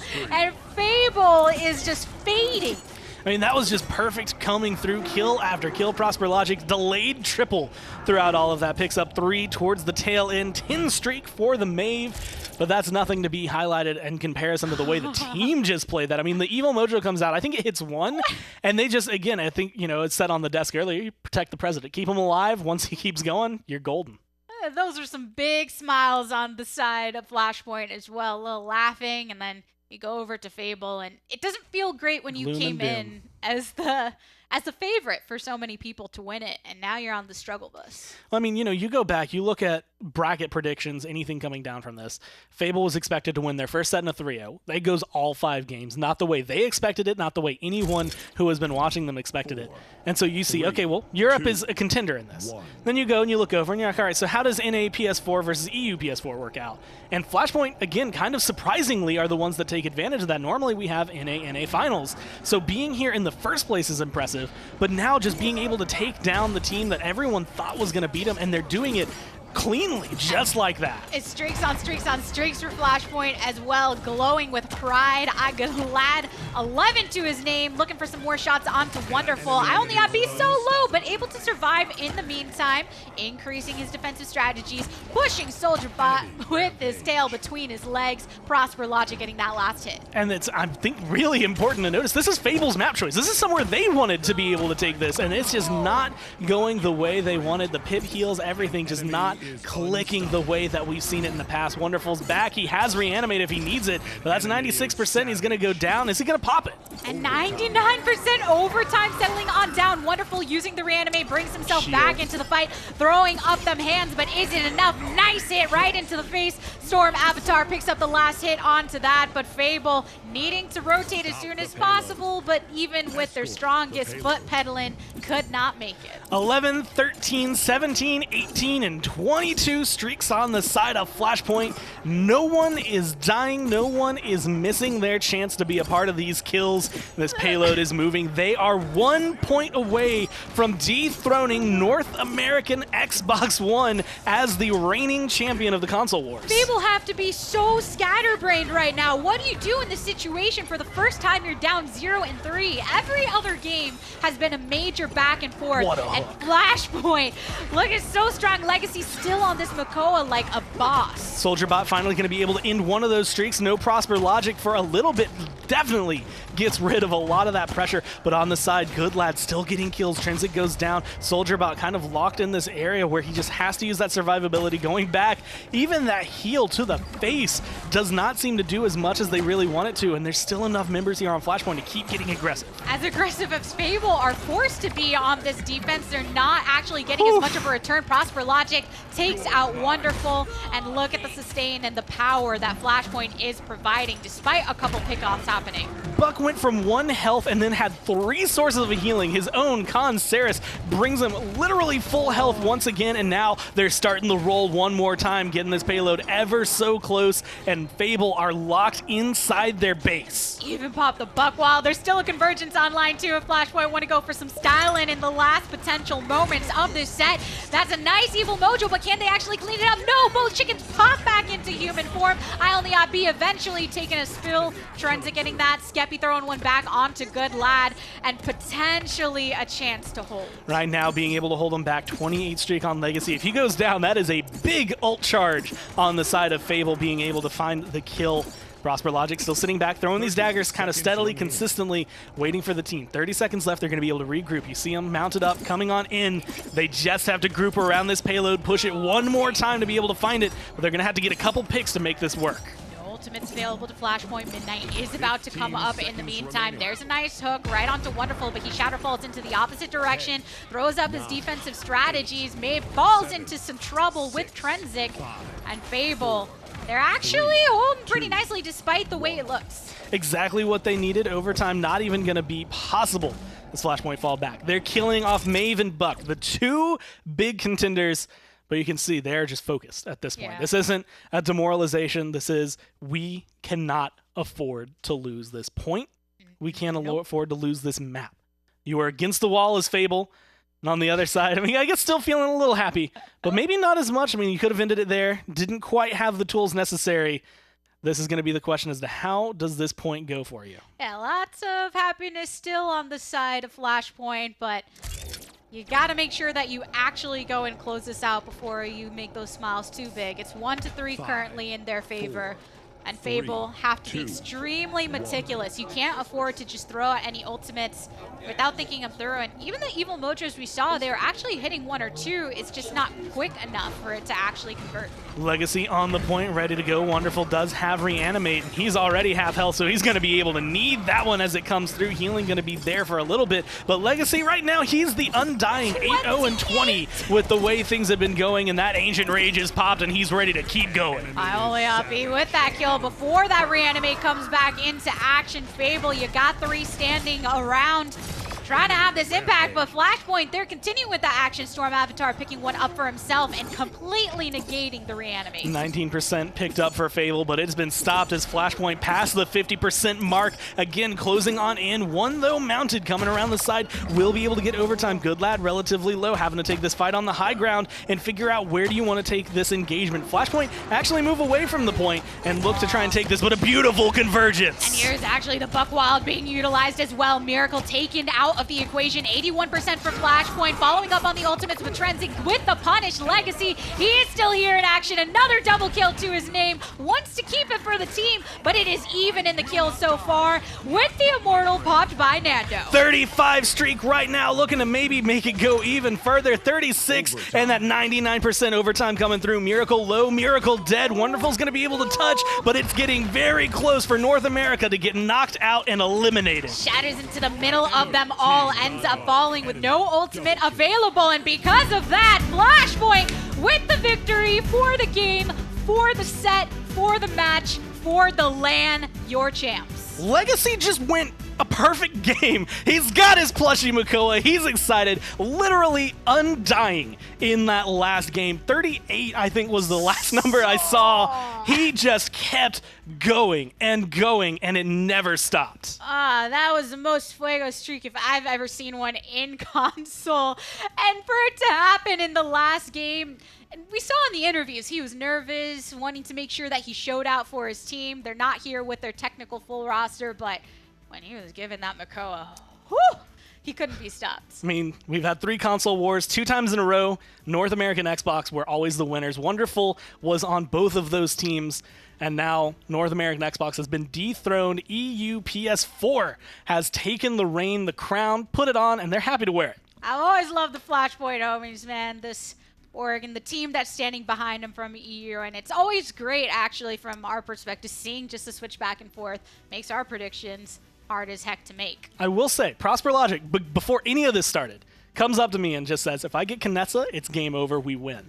Did not play Kinessa at all during the entire tournament. Yesterday, I was talking to him at the end of the day, and he said, yeah, my team just wouldn't let me when it came down to it. So, either way, having phenomenal performances, that Maeve in that last game was ridiculously good and found so much utility for them. Well, we had a lot of fun casting that set. And, of course, happy Mother's Day to any of the mothers out there. But that's going to do it for us here in this room. Let's send it over to the desk to close it out.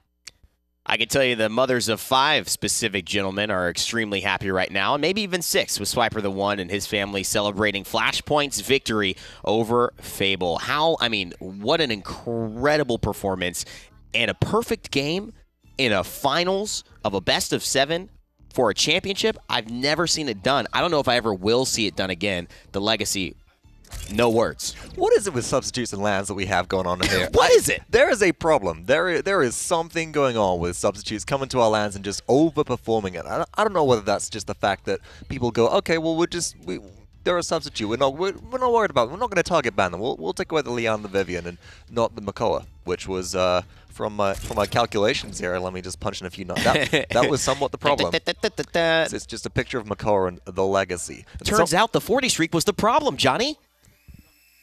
Those hooks were definitely some of the problem as well. They were able to pull, different champions out of the air, a Terminus, mid Shadowfall, a Pip as well. Really impactful plays. The Legacy did a phenomenal job here as well. Also just finding critical picks onto some of the damage champions around here. And you cannot say it enough. This isn't just about knowing Makoa. It's about showing up. It's about a certain special thing coming together. It's the perfect storm, so to speak. And I love the way that Legacy put himself in a position to do that. It was a 39 streak, almost a 40 streak.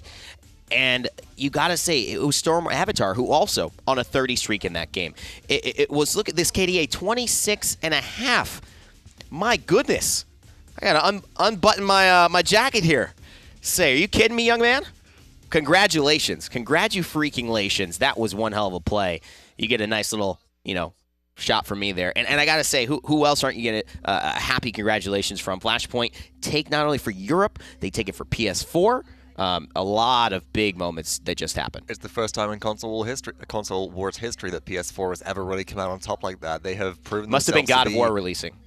Something like that. Maybe they've just been playing on that very high difficulty. They're like, all right, you know what, coming in this console wars, not a problem. We're used to this right now. We're used to this. No HUD, I'm fine. I can do this. But super impactful plays across the board. The drafting was phenomenal. Some really interesting compositions. And the execution of all the drafts as well by Flashpoint was excellent. I don't think it's really fair that we can say that Fable played poorly in the last game. The Pip didn't really seem to have the impact that, another sport might have done. But honestly, it was mostly just Flashpoint performing exceptionally all around the board, notably with the Legacy as well. Little areas where they were sitting on Makoa so they could receive a lot of healing by Ceres, jump back out in the low, straight back in again, just getting pocketed, and the pressure just couldn't be applied to the backline to really deal with Flashpoint's backline support. And we'd never see this in PC. Makoa getting just like second picked or third picked or something that's not prioritized. Makoa in PC? Yeah, exactly. You never even see him. But Fernando taken by Fable there. That was their choice. They could have taken the Makoa. It was on the board. They didn't ban it.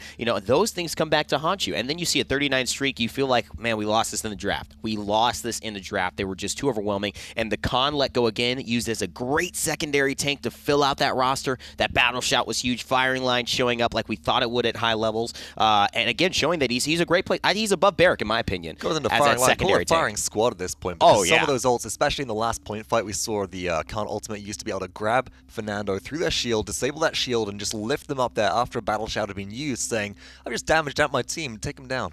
Take him away. I don't even need to Here he exert is. the effort of throwing them off. Take him away. And delicious, right here. How would you like this? An apple? No, it's a Fernando. I mean, equally as delicious. Equally That guy's as looking like a delicious. snack. And red. Fernando always looking like a snack, unless his armor's down, which luckily we're able to get changed for the Oh my portraits goodness, there. that was a dark time. Really dark time. Quite literally, there's not actually a hole in the front of Fernando's visor there. It's kind of like the bucket knight that we see on the subreddit popping up occasionally. It's just blank. You'll be told where to go with the rest of your teammates. Listen, The point. Flashpoint, they didn't have Fernando. They had the point. They did have the point. They weren't shooting blanks. This is And very they were true. also just firing on all cylinders, firing squad, however you want to call it. Flashpoint were so phenomenal for me. One of the big things about them, though, is once they got going, it's hard to stop them.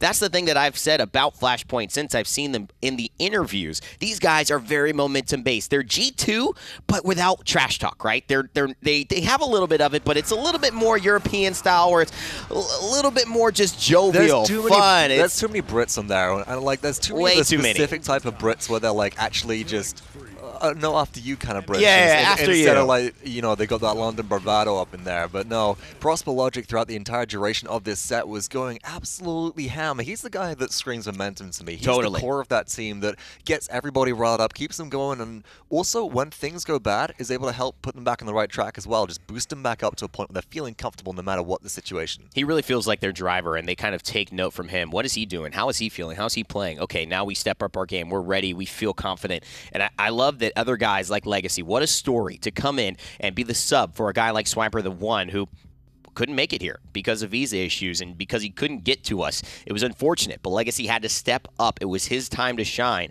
and he certainly shone bright. Like a diamond, like a ruby, like a burning furnace that Fernando somehow helped to keep boiling as they just provided themselves as the cannon fodder that would eventually be shot into for the entire story to culminate in favor of Legacy. And you know what? I just see how far you're going with this. I mean, I just want to see how far I could keep that metaphor going. Of course, there's two people that we want to talk to, Prosper Logic, Legacy. We're done on the desk here for now. Let's listen to what they have to say. Well, first of all, congratulations to both of you and the rest of the team for your victory. You've had a moment to shake it off.